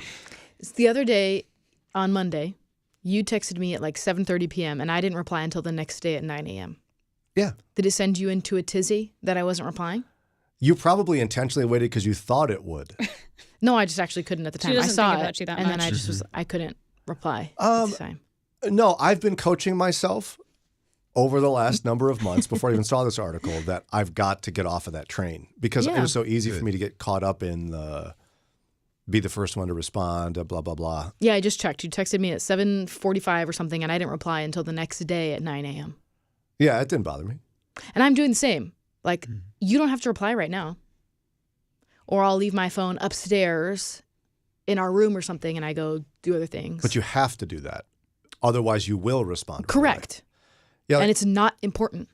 Like, I have times where I'll grab my phone because I've set it down or something, and there's 24 text message notifications because Lauren, Daria, and Josh, our station manager, have been laughing about something. And then I feel like... And? Here's what happens in my mind. I think to myself, oh no, they all think that I'm just a lazy bum not doing anything because I wasn't by my phone. No, I think this happens to me all the time. Like our work group text will blow up and it's just like, I don't care. I'm busy. I know no one's waiting for my response on this meme or GIF or whatever we're all laughing at. Like, I just, I don't need this. I'm okay. But my knee-jerk response is, oh no, I'm not available. I wasn't available and now they know. But no, I mean, we're not. It's not normal. It's not healthy. No, but I'm just saying it's a knee-jerk response. We're not waiting for your response, wondering where Brian is. I figure either he's not amused by this and he's just ignoring us or he's busy. And that's okay. Because sometimes it's at my expense. Well, yeah. Just yesterday, I was walking up the stairs, and I was watching a video that Daria posted from a short from the show. And I get up and I go around the corner, and Sarah's standing there in the kitchen with the kids and pointing at me. he does listen to himself. Yep. And I go, Sarah, I don't post these. Sometimes I watch just because I'm interested in what it looks like. And you listen to yourself. Anyway, how are you? Are you finding success in some way, you guys, and not being available? Like, I mean, because No. Yeah, the person in the Atlantic is like giving up. They're like, It's a constant pull for me. there's no solution. I don't know if it's my age or my personality, but my phone is like 99% of the time on silent mode. So I'm not going to hear the chirps and whatever. About 2/3 of the time, it's not on my person or near me. I'll set it down in the kitchen, and then I'll go to the basement and do some work, and maybe go outside and do some work. But that seems like a boomer dad phenomena, though. Like could boomer be. dads are not connected to their phones as much. So Sometimes. the fact that we get up so early, which means we go to bed very early, that fact has forced me to be disconnected and to be okay with the fact that people aren't going to hear from me right away, because a lot of my friends, they put the kids to bed somewhere around 8 o'clock. So by 9 is when they want to chat. And sometimes I'll see those texts right before I go to bed. I'm not replying right now because I'm going to bed. We're going to have to find a better time where we can have this text thread, because this is just not a good time for me and I need to go to sleep. I think the worst one is, though, people don't think about this much. If you have a smartwatch, you're really in trouble. Like, I know when I text my wife. That's why I don't have one of those. Yeah, when I text Sarah and I don't hear back, she made a choice. Because her wrist vibrated. Right. She knows I texted. Now, she's not being intentional. If she's listening, I love when you delay, honey. It's the cutest thing ever. Just kidding. Not really. I'm just trying to make you look better. Maybe she's focusing on her task. Yeah, she's doing a task, doesn't want to be interrupted. So we're not going to fix this. Like, part of me sometimes longs for, what if, all the cell phone towers broke at once? We could all be happy again. Oh, man. Could you imagine the stress that would happen in the world? Anarchy. Or I don't have any text messages and it's been a minute. What's going on? I can't get to my Instagram or TikTok and watch people fall down. What's going on? It's one of those where we've reached, I think, the tipping point with technology where it's no longer helpful, it's hurtful. Yeah, and you have to make the actual choice to leave your phone somewhere else. And you really can't. Like, you're really smart. I try to pretend to be smart, and I can't do it. I fall back into the pattern so easily. Well, I think that's, like you mentioned, you've been working on this. I think that's not very the thing. hard, but we as the humans are the ones, we have to control the robots, so to speak. We have to engage ourselves. If you wanted to lose weight, never been a problem in your life, but for people like me, that probably is a relevant issue. And you have to physically and mentally approach it every day, every hour of every day sometimes, maybe every minute, that you're saying, don't eat the donut. Yeah, I'm not going into that drawer and get those Swedish fish out. That's right. I'm going to leave them in there and let the grandkids have them. I don't need those calories. And it's the same with the phone. I don't need that. Or even if you choose to read it because you want the information, I don't need to respond. This won't happen until tomorrow's show. I'm going to be there an hour and a half before the show starts. I got plenty of time to work on it. What about, like, even email expectations at work? Can that be fixed? Like, what's the... Oh, yeah. I made a deliberate choice not to install any work apps on my phone. But what about the expectation of what is it now? 24 hours you get to respond? 48? Like, what is it? Something like that. 12? 4? I'll respond when I get back to work. I didn't read the Moody Catechism on that. But even then, Daria, in theory, isn't it possible that your workday would prevent you from getting to email? Yeah. Not generally, but if it does, it can probably wait. If it's a true emergency that can't wait, someone will call me, someone will walk down the hallway and come talk to me in person. Or to find somebody else. Yeah. Like if someone couldn't get in touch with me for some reason, they're going to come find you, Brian, and you solve the problem. So rare in a workplace that something needs responded to immediately. So true. But there's some workplaces where if you don't respond to an email, no matter how trivial, within a certain amount of time, you are viewed as not a very good employee. Yes. Then that's a them problem. And if this impacts your relationship with your coworkers and is putting your job in jeopardy, then I would gently and kindly encourage you to look elsewhere for employment because that's not healthy. Mm-hmm. Yeah, the guy at The Atlantic wrote this. He goes, even if being responsive at all hours has no bearing on an employee's actual productivity, many bosses lazily use it as a proxy for gauging workers' value.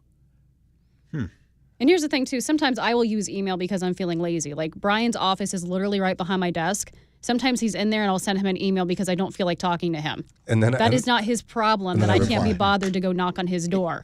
And notice, I don't yell out an answer. I reply. It's kind of cute. You and I are emailing a few feet away. Yeah. Lauren, too. Lauren's just down the hallway. I can easily walk over and ask her a question. I usually get up and bother her. That's true. Because she doesn't like it and it's entertaining. I think the email, too, for me at least, it's giving the recipient the option. Here, I'm going to ask you a question at your leisure.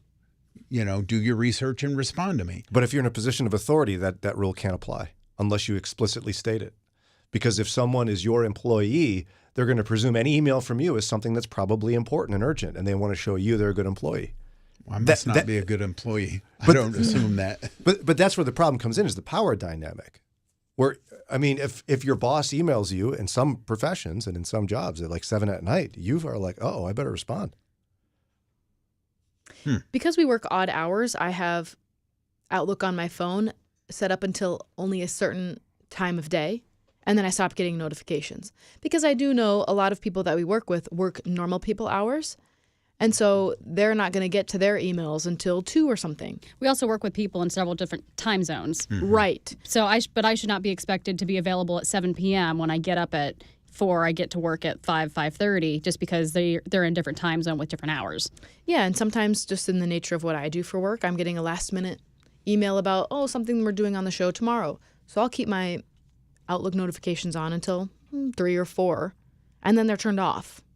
And that's a healthy thing to do, and I think others should do it. I think for a follower of Christ, at the end of the day, the only way to be spiritually and emotionally healthy is to not care what people think about your value as an employee, and perhaps even as a friend, because you're going to get to it when you get to it or not. I mean, there's a level at which you have to respond at work or you get fired, but yeah, and like with a friend reaching out, and if it's an emergency or not, I can't change that an emergency happened by answering my phone. Right. Mm-hmm. Okay, so if I answer you an hour or 2 later, it doesn't change the emergency. If it's something with like my kids at school, I'm going to have my phone on me if my kids aren't with me. Yeah. In case something happens at school, but also they have my husband's phone number. So, yeah. I often wonder what my dad's life was like at his job before computers. Like he'd have a desk, a typewriter, and a pad of paper, and a phone. Mind blown. Like he could just be like, I'm done for today. Mm-hmm. Nothing else to do. Or like back in the olden days when the Postal Service was like, days on ponies, a Pony Express. What do people worry about? Well, they had cattle to rustle up and horses to break and all that. I mean, some people, it took 2 to 4 months, I think, before they learned about the assassination of President Lincoln. Mm-hmm. Yeah. Like, obviously, that's important news, but they were fine without knowing. Yeah, they made it. Life went on. Last I heard, they didn't drop dead when they found out. Yeah.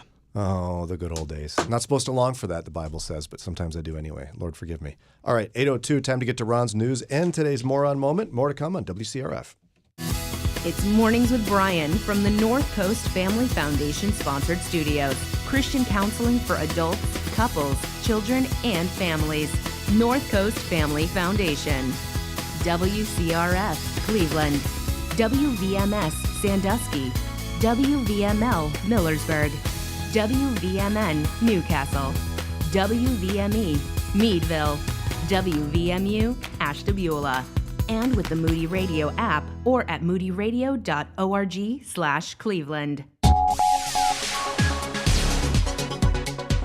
The artificial dyes used in Flamin' Hot Cheetos and other snacks are going away. It's 8:03. I'm Ron Eastwood, Moody Radio News. The FDA announced yesterday it is phasing out the petroleum-based synthetic dyes by the end of the year.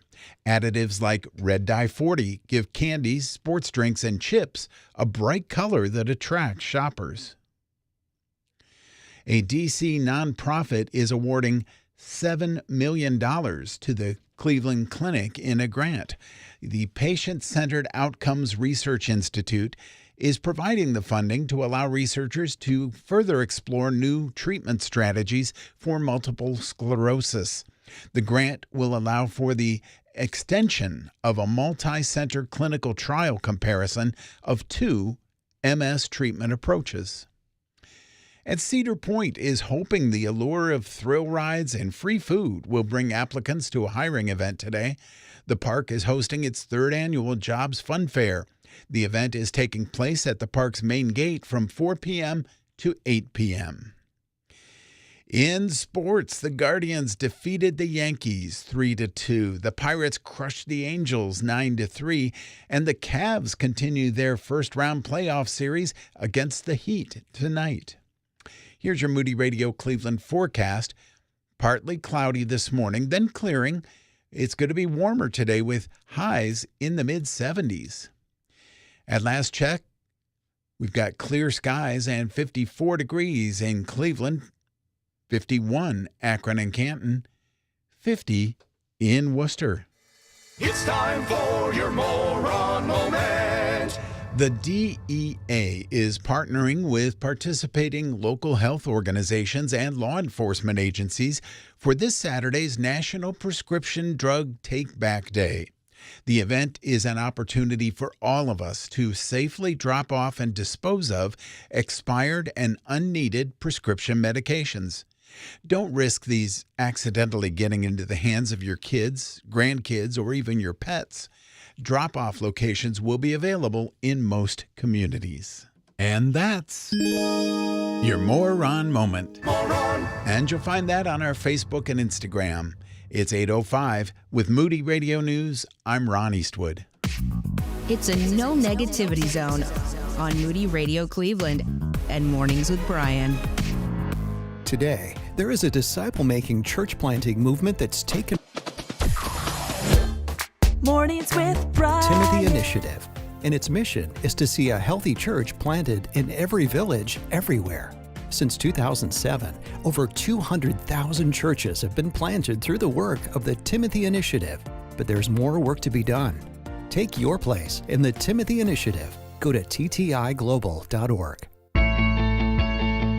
Hello, Roland Warren here with your Pro-Abundant Life Minute. The pro-choice movement has long used language to mislead.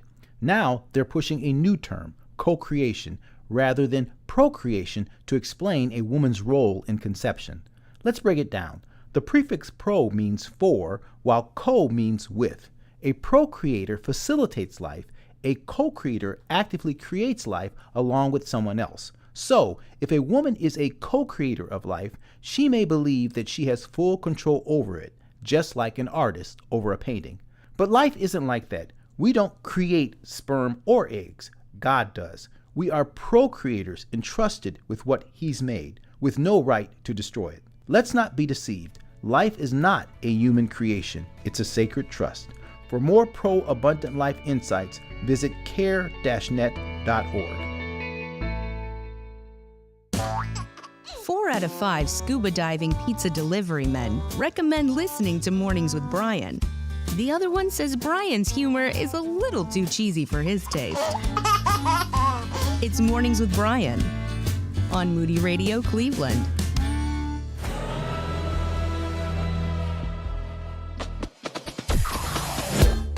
Mornings with Brian.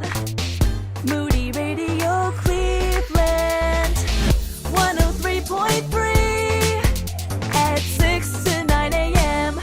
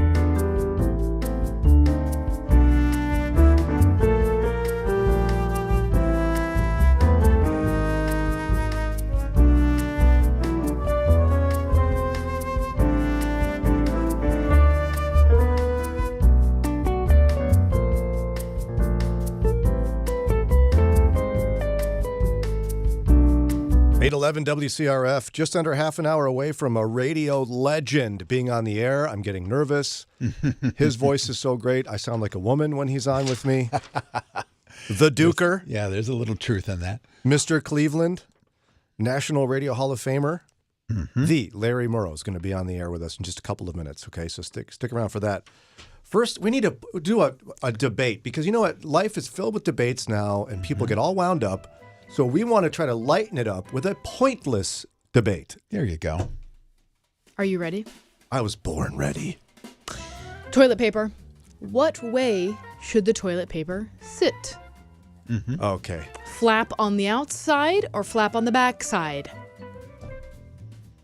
Yeah, there is an answer to this, but I don't want to. Like, if I start Fine, we'll start going, with Ron. I'm not going to be able to stop. Okay, we'll start with Ron. Don't say you don't care. Overall, it should be forward, closer to the user, rather than behind the roll, farther away from the user. Okay. Except, Yeah, and those there's one 2 inches are real exception. far away. Yeah. The exception would be if you have a cat. Because I've heard that cats, mine doesn't. Mine's annoying enough without this, but the cats She is will not. climb up there. And they just bat at it? Yeah, and They'll unroll they the whole start thing, some of unrolling them. it. Another reason not to get a cat. Not all of them do that. Where if it was set toward the back, they can't unroll it that way, so they'd just be continuing to run it around. Well, cats across Northeast Ohio right now are going, huh, Good idea, Ron. that's a great idea. Daria? When I'm replacing the toilet paper roll, I genuinely don't think about it.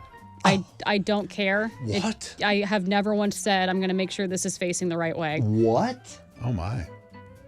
That's probably more controversial than saying quote unquote the wrong way. You don't care? I don't care. I also don't care. What? Yeah, it does not bother How me. can you not care? It's true. I will actually stop and fix it. 2 inches. No, it's a principle that Okay, must be please obeyed. explain the principle. If someone does it wrong, I'm like, nothing can ever happen until I've changed it. Yeah. Haven't you That's a seen you the problem. patent, the picture from the U.S. Patent Office that shows when the man who invented it, designed it, he designed it to roll forward over the top. That is correct. That's the correct way. There's one way to do it. And how did you put it? The flap over the top? The flap on the front to the flap on the back side. It's so that it's right there. No reaching, no wondering, no awkward. How far are your toilet paper rolls away from your toilet that those 2 inches make that much of a difference? Do you know what I compare this to? We talked about this yesterday, Lauren. There are people who are married and they don't have an assigned side of the bed. To me, this is just as sociopathic as someone who will change sides of the bed with their spouse. Well, congratulations. You work with 2 sociopaths. I do. I don't know how you can do this. You look at it and you go, no big deal. I don't know or how even you can think be about so it. wound up about toilet paper. I pull it out from wherever I keep them, the closet, under the sink, wherever you keep them. I pull it out from there and I just put it on. Do you have any idea how many things are going on in my day? I don't have the mental energy to expend on toilet paper. I don't even think about which one I'm picking up at the store. There's a right way and a wrong way. Do you, at other people's homes, flip it around to be your right way? No, not in their homes. I allow other people to have that right. Okay. But I see it and I go, huh. Yeah, explains a lot. But you still haven't said why you need it that way. I mean, do you have to You seem explain like you why have- water's wet? Do you have to Yes, explain who's why to say hamburgers that- taste good? Who's to say that your way is correct? Because it's a convenience issue. It's obviously 2 more inches? convenient. Yeah, it's closer. It's obviously the it's most not. convenient way to do it. Like, do I want myself to be convenienced or inconvenienced? How far away is your toilet paper roll? I mean, do you want things to be convenient or inconvenient? Or the most possible convenient? I mean, come on, this is obvious. 2 inches makes absolutely no difference in my life. If it's less if the toilet paper roll is running low. But if it's done the wrong way, then the roll of paper is close to the wall. And so it's harder to get a grasp on it. You Yes. have to put more effort in rather than it hanging out there in midair where you can easily Midair. grasp it. Do your spouses subscribe to your apathy? Yeah. I don't know. I have no idea. I literally don't think about it that much that I have no idea what my husband But does. there's a way to know. Like if you have it one way and the next time you go in there, it's opposite. Eddie's changing it on purpose. I don't pay attention to what it is. Is this a generational problem? I don't know. What's wrong with kids these days, Ron? Someone said, Yeah. Absolutely right, Brian. And I actually do the same thing. I'll correct the toilet paper roll. I don't care where I'm at. Yeah, it needs to be corrected because I'm a Christian. I believe in truth, and truth must be proclaimed. I want people to see the truth even there. And the truth will set them free. Yeah, that's right. Deborah said, flap up keeps unnecessary unrolling without a person causing it. It's the easiest to access. And there are some people saying that if you don't do it flap forward, like Brian's saying, then you have to touch other people's paper, and it's a messiness, cleanliness issue. Oh. Gloria says, as long as there's toilet paper, why does it matter? That's exactly right. That's true. Well, it's not the Way to go. 1800s here. We're not all wondering if there's going to be toilet paper. It's a modern luxury for which there's a correct usage. Yeah, that's why the Sears catalog used to be so You can big. think that. Wow, I don't know. It'd be easier to debate somebody who like just had the wrong opinion, not caring about something that matters. Well, It's clearly just you still think we have disorienting. the wrong opinion. Matters. Not having an opinion bothers you too. Yeah, exactly. Ron, help me. Because if I said it, I prefer it goes the back way, you'd still be mad. No, but there'd be logic. I'd at least have something to debate. What if her logic was, I don't know, I just like it that way? Like it's like going, well, how do you feel about justice? I don't care. Justice How do you feel and about toilet paper are freedom? not the same thing. I don't care. I don't care about freedom. That is Doesn't matter either way. crazy. That is crazy. And actually, at my house right now, we have like a over the toilet stand thing guy with shelves. Yeah.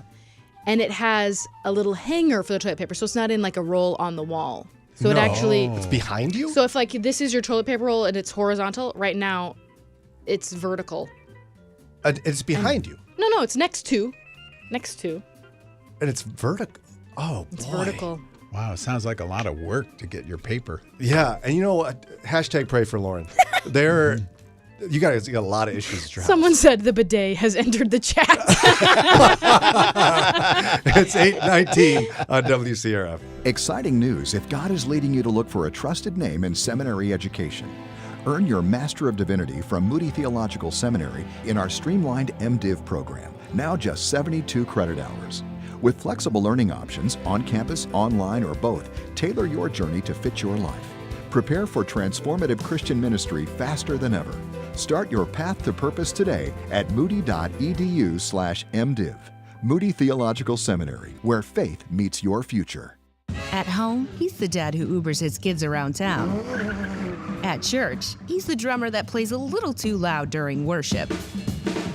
But here, he's the guy who asks all the questions you wouldn't. It's Mornings with Brian on Moody Radio Cleveland. Mornings with Brian. Moody Radio Cleveland. 103.3 at 6 to 9 a.m.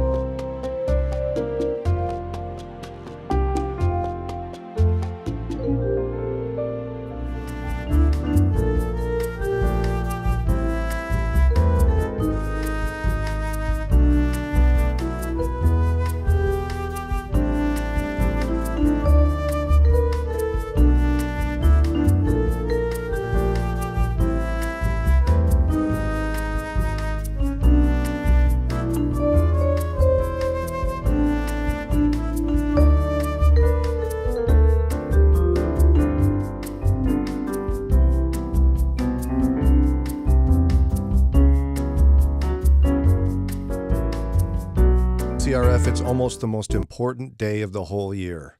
You would think that'd be Easter or Mother's Christmas. Day. Yeah, it's Mother's Day. Mm-hmm.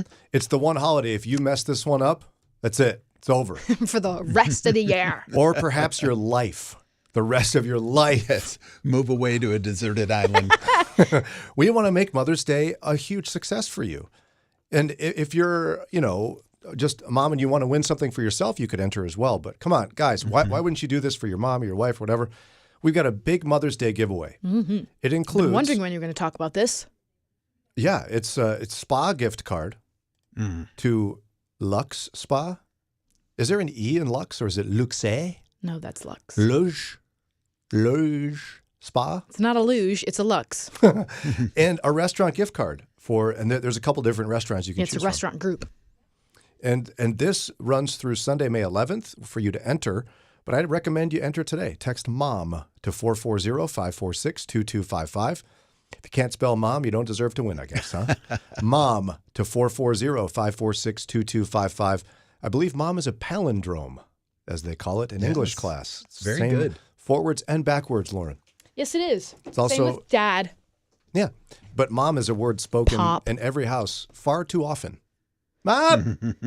Mom! Oh, man, I sent a video to my friends the other day because we do Marco Polo videos back and forth. Mm-hmm. And I was trying to talk to them, and my 1.5-year-old was just, Mom, Mama, Mama, Mama, Mom. Like Stewie or whatever. Yeah, and I was like, yes. And then he'd say, Trey. I was like, yeah, we're going to go get Trey from school. Mom, Mom, Mom, Mama. Yes. Trey? Yes, we're going to go get Trey from school. Yeah, moms get a lot of pointless, unnecessary questions. Yeah, and the other one is my 4-year-old, Trey, every sentence starts with, hey, Mom. We're the only two in the room. Yeah. Moms hey, are Mom. popular. Blah, blah, blah, blah, blah. Answer. Hey, Mom, blah, blah, blah, blah, blah. Hey, when we're just in the same room, you don't have to say my name. It's just me and you here. Now, if I did an experiment, here's how it would go. If I took all 5 of my kids and we all sat in a room together, we would be chatting, having a nice time for a couple hours. Soon as Sarah walked in the room, Mom, hey, Mom, I got a question. And there'd be 100 questions for Sarah. And I would go, excuse me, I'm right here. Yeah. You could have asked me that. At first, she'd be like, Brian, what are you doing? Refusing to answer questions when the kids are... I'm like, no, I swear to you, they don't ask me. And I don't know why. They didn't have that question until you came in here. They may have the audacity to ask right in front of me. Yeah. After I've been standing there. So get your mom or A break your wife. from questions. A break from the questions. Send her to a spa. Then maybe she'll include you on the dinner gift card. Oh, yeah. Text MOM to 440-546-2255. All right, I got a stack of stories I want to run through before we bring in a radio legend who loves Jesus here, Larry Morrow, the Duker. The Duker. He's going to be here in just a few minutes.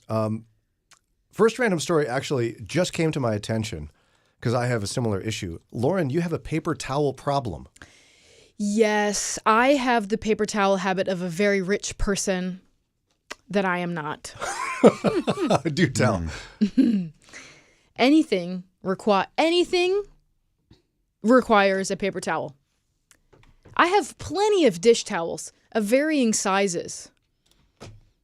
But there's paper towels. Well, when I have a choice between a paper towel and the holder on the counter and a dish towel, it's a paper towel. And why use one square when you could use 2 or 3? Yeah, but we're doing rich people stuff. I know. We go through rules so fast. I know. Sometimes I will look at my sink, which always has a clean sponge there, and I will look at the paper towels that are sitting next to the sink. I will usually choose a paper towel to clean up a mess. Oh, my. Yes. We need help. We have an issue. Because Ron Fund probably my uses paper towel habit. Do a GoFundMe. GoFundMe for my paper towel habit. Ron's probably like, I have a dirty old rag. It's fine. Never been We washed always like have his like coffee mug. Yes. We have a washcloth typically and a towel.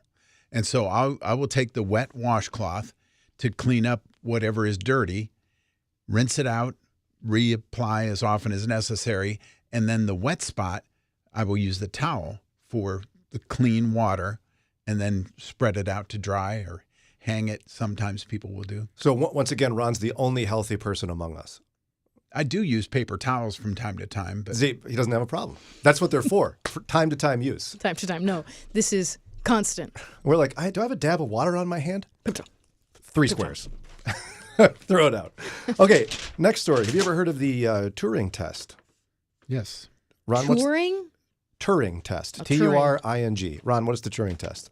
I don't recall exactly what it is, but I know it's based from Alan Turing back in, I believe, World War II. Look at this guy. A way they cracked the was that the German code. Enigma machine or whatever? Yeah. Yes. Okay, so Benedict Cumberbatch was the actor.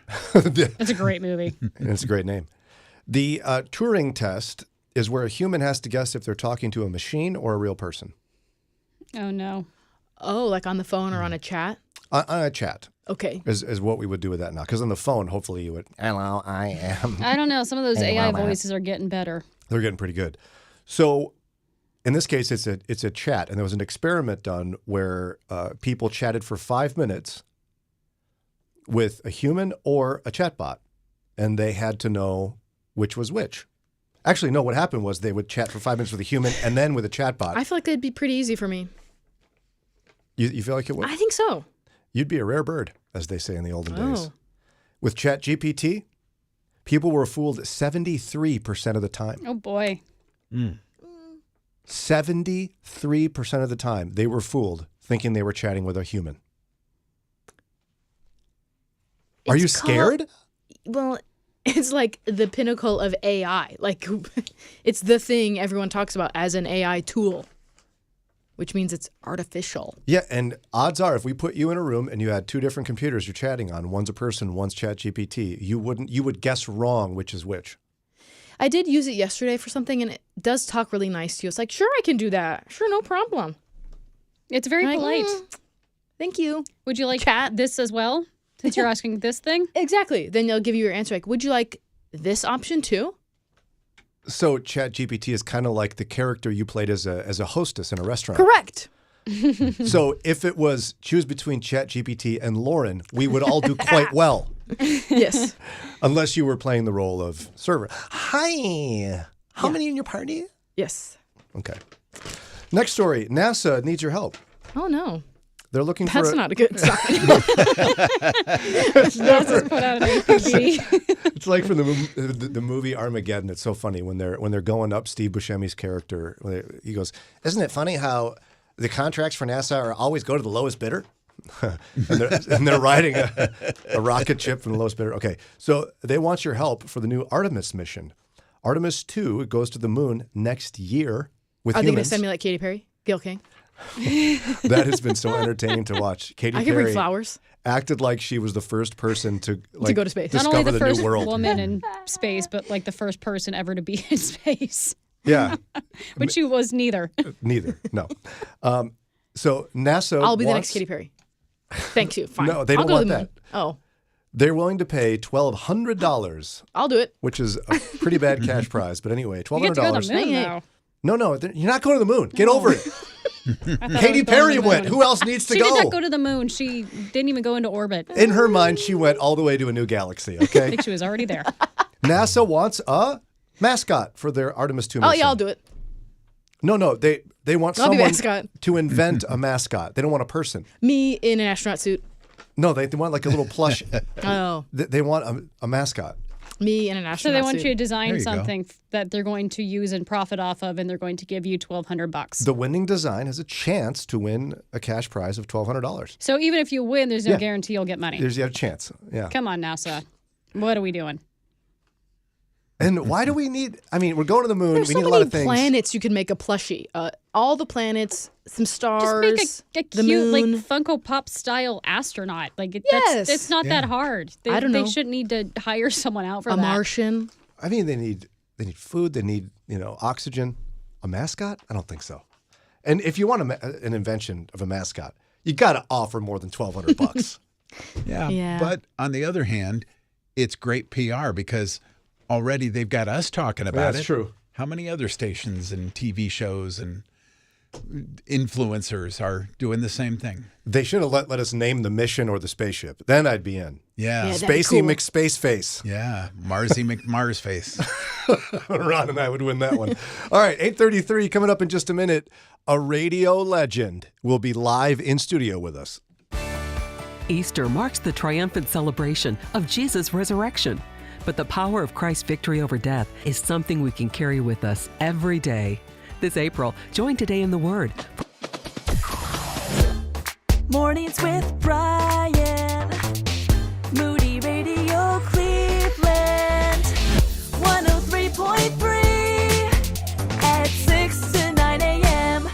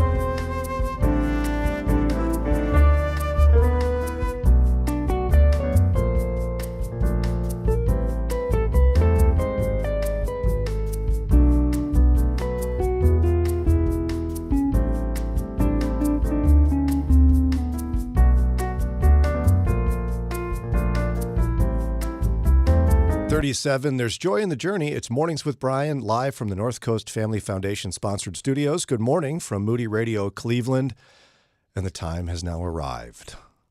I will suddenly sound quite feminine when he speaks. Come on. He is in the National Radio Hall of Fame. He spent over 4 decades on Cleveland radio. You know him from stations like Wixie 1260. Known as Mr. Cleveland, the Duke, the Duker, variations of the Duke, Larry Morrow. Yes. Larry Morrow's here. Thank you, Brian. Well, last time Brian and I were together, we were sharing waffles and whipped cream and crispy bacon and coffee and stuff. It was fun. Crispy bacon. Yeah, we had breakfast together. It was just a joy for me. Right. What a treat. And listen to your voice. Hello, I'm Brian. Well, you know what's amazing? When I attended the dinner at the National Radio Hall of Fame, I was sitting there with a guy that I admired. Can't think of his name right now.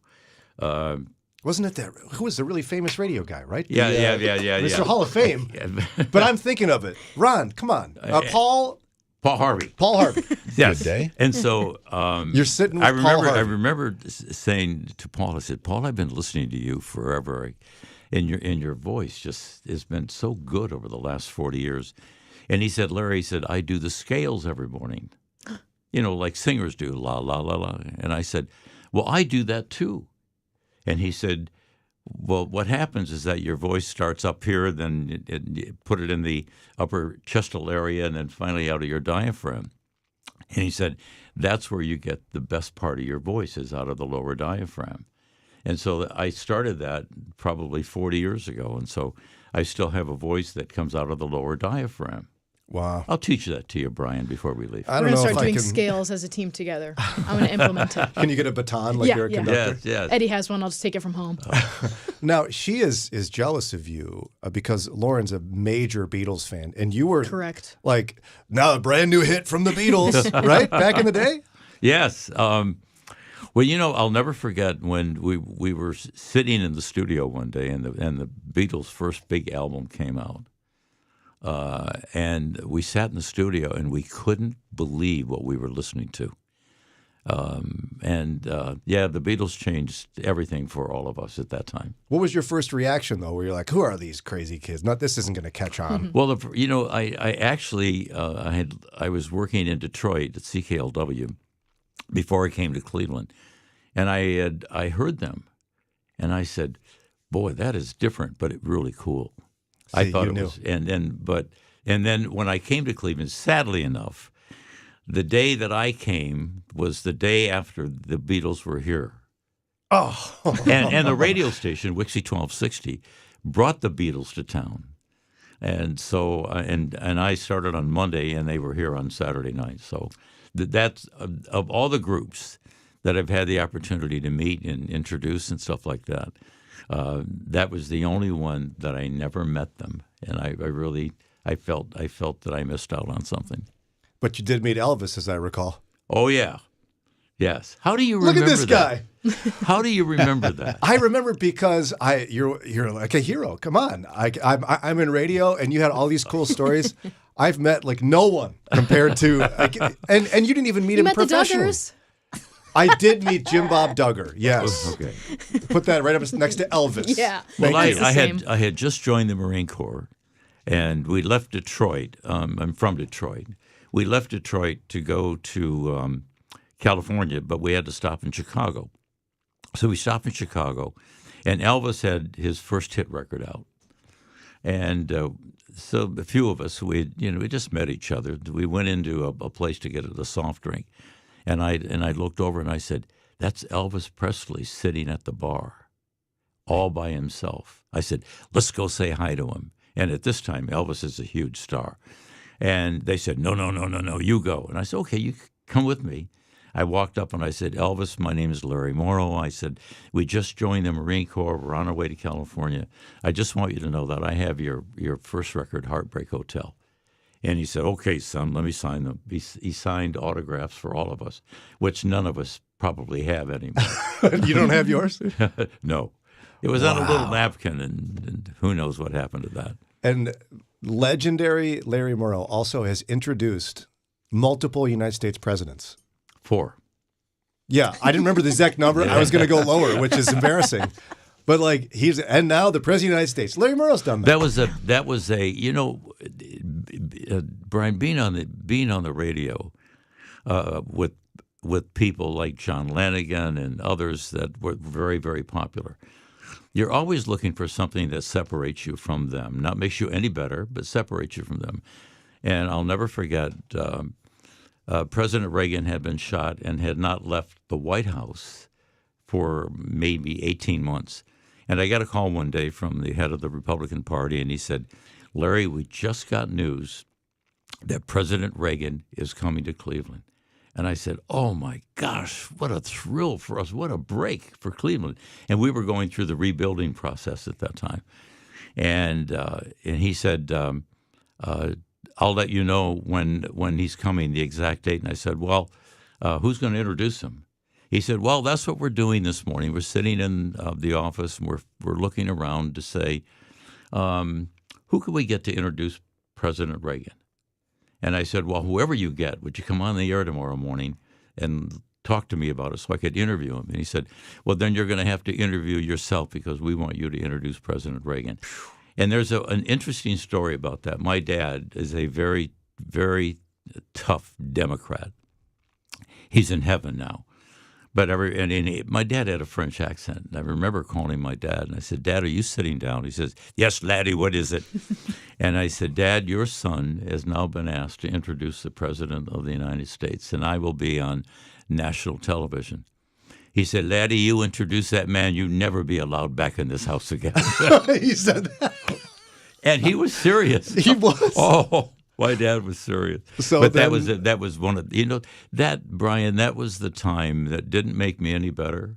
It just separated me from the pack, so to speak. Yeah. Yeah. Well, and I've seen that some credit you with being a major part of Cleveland's turnaround. Well, I was blessed to be on a committee with a bunch of really wonderful people who really cared about the city, and we did turn it around. It was it was wonderful, and the person to thank for that is George Voinovich. Same with the prayer breakfast. And Larry Morrow. Well, I may have been part of it, but a little teeny part of it. But George Voinovich was incredible, and I remember when I got a call from Don Hull to come to a brand new place called the Mayor's Prayer Breakfast. And I said, what's that? And George Voinovich had started that. And so for the first 2 years, I was not involved in it. I had no idea. And then Don Howell got me into a meeting one day, and he said, can I ask you a question? I said, yeah. He said, what faith are you? And I said, well, I'm a born-again Christian. He said, okay, let's eat. Let's have breakfast. He said, now you've solved all of our problems. And that was 32 years ago. And I became the master of ceremonies for that, and I've been blessed ever since. Well, let's do this. It's 8:46. You're listening to Mornings with Brian on WCRF. Our guest, you know him if you grew up here in this area, Larry Morrow, the Duker, Mr. Cleveland, with us. When we come back from this break, we're going to talk about that Mayor's Prayer Breakfast, which has become something even bigger since then. And we're going to talk about how you could be a part of it and why Larry's been a part of it all these years. There are many ways to say, I love you, Mom. I love you, Mommy. I love you, Mom. We have an idea. Enter our Moments with Mom contest for a chance to give your mom, mother figure, or yourself a $550 gift package, a gift certificate for a day at the spa, and a $100 gift card to a variety of restaurants will go to a mother who reflects the love of Christ. Go to moodyradio.org/Cleveland or text MOM to 440-546-2255. We'd love to help you say, I love you, Mom. Moody Radio's thankful for support from listeners and businesses like Deerfield Ag Services. They help in adaptation of new technologies and techniques of farm and business management. More information about Deerfield Ag and how they can help is at deerfieldagservices.com. Good morning, Cleveland. Thanks for choosing us to help you start your day. It's Mornings with Brian on Moody Radio Cleveland. 8:47 on WCRF. With us in studio here, the legend, the man, the myth, the legend, Larry Morrow. You were such a big part of the turnaround of the city. People know your voice. You encouraged them. And I think at the time, I'm not sure how many people knew you were a born-again believer, but can you remind us about how you came to know the Lord Jesus as your Savior? Yeah, I was a very strong Catholic. My wife's name is Rosary, so we said the Rosary. And then I got to meet a guy by the name of Joe Abraham, whom you all know well here. Yeah. Joe had asked me to come to Baldwin Wallace and hear him speak. And I said, what time do you speak? And he said, 8 o'clock in the morning. I said, well, I don't think I can come because I'm going to introduce the Cleveland Indians for opening day. And he said, well, then why don't you come and spend the night on Friday night And he said, since you're from Detroit, I'm from Detroit, we'll sing some Motown songs. Baby, I need you. Things like that. And so, which we did. There was a piano there. So then Brian asked me, he says, what faith are you? And I said, well, I'm a Catholic. And he said, do you say the rosary? And I said, my wife's name is Rosary. He went to the Bible, and he pulled out the Bible, and he went to John 14:6. That changed my life when, of course, Jesus said, I'm going to go away now, but you know the way. And John said, I don't know the way. How do we go? How do we get there? Jesus said, I am the way, the truth, and the life. No one comes to the Father but by me. That, Brian, changed my life. I remember going home and telling Rosary, we can't say the Rosary anymore. She said, what are you talking about? And I said, I met this guy by the name of Joe Abraham, and this is what he said, and we should read the Bible. And she said, don't you bring that Joe Abraham guy around here. He's my dearest friend in the world. Wow. What year was that? Do you remember? No, I don't remember. Approximately? But it was a long, probably 20 years ago, 25 years ago, at least. So how did that change your radio career? Or did it? No. I don't think it changed my radio career at all. Other than, look, I was different than most. I only cared about what was in the hearts of people. That's what I really cared about. And I was spiritual. I was a very spiritual guy, but I didn't profess that much because that didn't go along with I'm here to get your heart to quiver and your liver to bibble. Ain't nothing cooking but the peas in the pot, and they wouldn't be cooking if the water wasn't hot. So it didn't go along with that. Makes total sense, but it sounds like, obviously the Lord knew what he was doing when your heart was ripe for the gospel and just your love for people. Yeah, I felt it. And then, of course, another part of my life that changed is when Alistair Begg had just started the church and came to me and asked me to be the voice of Truth for Life. And so I was the voice for Truth for Life for 15 years, and that was a blessing to me. Yeah. Now, you mentioned you've been part of what was the Mayor's Prayer Breakfast for many, many years, and now it's the Cleveland Leadership Prayer Breakfast. You've been emceeing this event for forever? 32 years. 32 years. Why do you keep going back? Well, first of all, I love it. Give me a microphone and I'm okay. I love it, and it makes me feel good to start the breakfast. Look, I don't have to tell you, Brian and Lauren. You turn on television at night.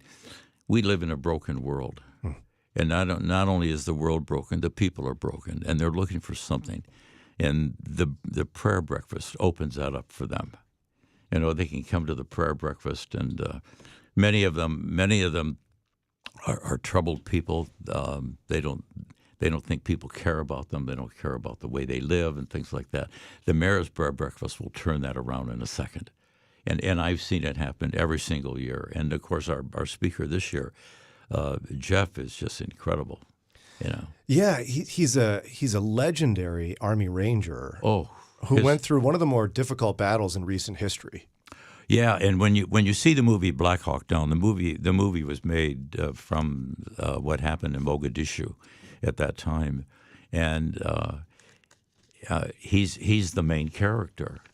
And when you watch that movie, you can't believe what happened in Mogadishu in that year, and he was the central part of that. And he tells the most incredible story. I just saw another a talk that he gave a few weeks ago, and he was talking to a bunch of guys, and he said, "Look, guys, I'm going to tell you something right now. You better get it together because eternity is coming soon." Wow. I called Tony Scipio right away, and I said, "Tony," I said, "I want you to know something. What he said just stuck in my heart like you couldn't believe it, Now, the heart of the prayer breakfast is for people to invite a friend, right? It's not supposed to be like a church service for Christians, Correct. right? Yeah, we ask people to bring a friend, and come in and hear a message that will change your life, and that's exactly what it is. And I've seen that happen year after year after year. And during the course of the year, Lauren and Brian, I got to tell you, that during the course of the year, people will come up to me and say, I came to the prayer breakfast. I didn't know anything. I didn't know much. And I didn't have a relationship with Christ. But after that breakfast, I do have that special relationship. Changed their life. And I believe that. I've been a number of years in a row, and I've been to the luncheon in Akron, which is sold out. And you all have the ability to do, it's a prayer breakfast, but you don't feel like you're at a prayer meeting and you're going to be uncomfortable if you've never been to a prayer meeting before. You know Correct. What I mean? Yeah. And then you find some of the best speakers in the world. I don't know how you do it every year. Each year you get a speaker and I go, that's it. It's not going to get better. You had a mob boss. You had an L.A. County homicide detective. Well, the first breakfast that I emceed, going back 32 years, was Adolf Coors IV from the Coors family. You know, the beer. And he got up to tell this incredible story. He said, I was not a Christian. He said, but my mother and dad, my mother and father had the Coors factory right almost in a mountainous area out in Denver. And he said, and every day my dad would drive home for lunch and then come back. He said, and one day, he said, my father drove and there was a man on the road. No one should even be on that road because it was a private drive to their home. And he said, he stopped me. So my father stopped to see if he could help the man. And the man robbed him and killed him. And he said, I was very upset about that for a long period of time. He said, but when I became a Christian, he said, I went back to the prison to see the man who killed my dad and said, I've come here just to tell you that I have forgiven you. And Christ can forgive you for what you did as well. Wow. Whoa. That's what the prayer breakfast is about. That's how it started. Yeah. That was not the ending I was expecting of that story.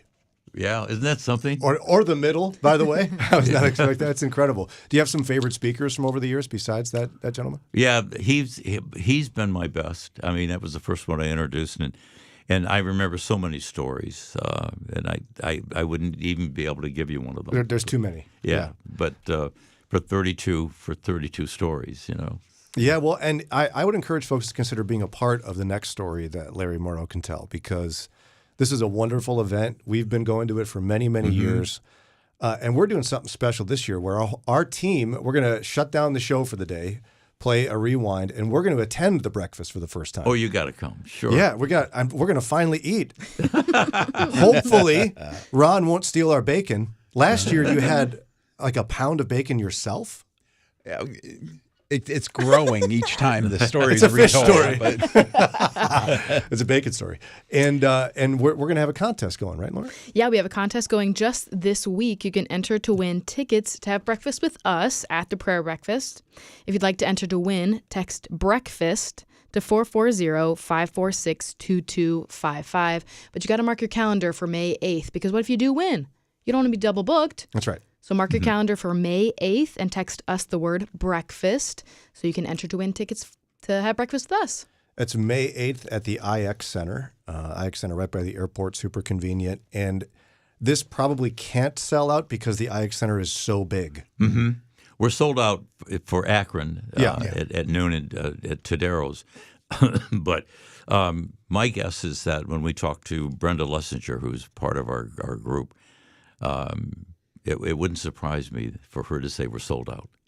Really? It wouldn't surprise me. Wow. You know, the one of the highlights of the breakfast, Brian and Lauren, is that Tony Scipio, who's our chairman, comes up at the end and he says, if anyone is in Christ, he's a new creation. The old is gone, the new is here. You know, 2 Corinthians 5:17. And that message alone it always hits me. Yeah. Because as soon as the speaker is done, Tony comes up and he mentions that. And so, our goal for this prayer breakfast is to see unbelieving people become committed followers of Jesus Christ. That's right. And that's exactly what it's about, Brian. So please invite an unsaved friend or colleague to come to the Cleveland Leadership Prayer Breakfast. And if they want to meet you, can they meet you? You shake hands, kiss yes, babies? sure. Sure. Then I'll take him to breakfast, just like I did with you. There you go. So again, text the word breakfast to us at 440-546-2255. Breakfast to 440-546-2255 to enter for your chance to win. Again, it's May 8th at the IX Center. You can also purchase your own tickets if you don't want to wait to see if you win. One quick final question before we say goodbye. Somebody texted to ask did you ever meet Bob Devine? You guys were on the air. I knew. Over, but not only did I meet Bob Devine, but I used to listen to him all the time. Did you? Oh, yeah. I mean, the early days of WCRF, he was a monument in this town when you thought about broadcasters. Bob Devine was one of those names that just never goes away. Yeah. Speaking of monuments. Yeah, 40 years on the air here at WCRF. Yeah. Incredible. Again, Larry Morrow's been our guest. We're grateful that you took the time to come in and spend the morning with us and help us remind people they've got to join all of us at the Cleveland Leadership Prayer Breakfast. That's May 8th at the IX Center. May 8th at the IX Center. Enter for your chance to win a pair of tickets to hang out with us while we all watch Larry do his thing. 7 people win tickets. So it's good, Good odds. It's good odds. And then we can all yell for Larry together. Yeah, we can all cheer. Larry! Yeah. 440-546-2255. Larry Morrow, thank you so much. Thank you, Brian. Lawrence, great to see you again. And come and hear Jeff Strucker speak. He's just not to be believed, and it will change your life. Can't wait to hear it myself. Hope to see you there as well. It is 9 o'clock. It's time for J.D. Greer. Helping you take the next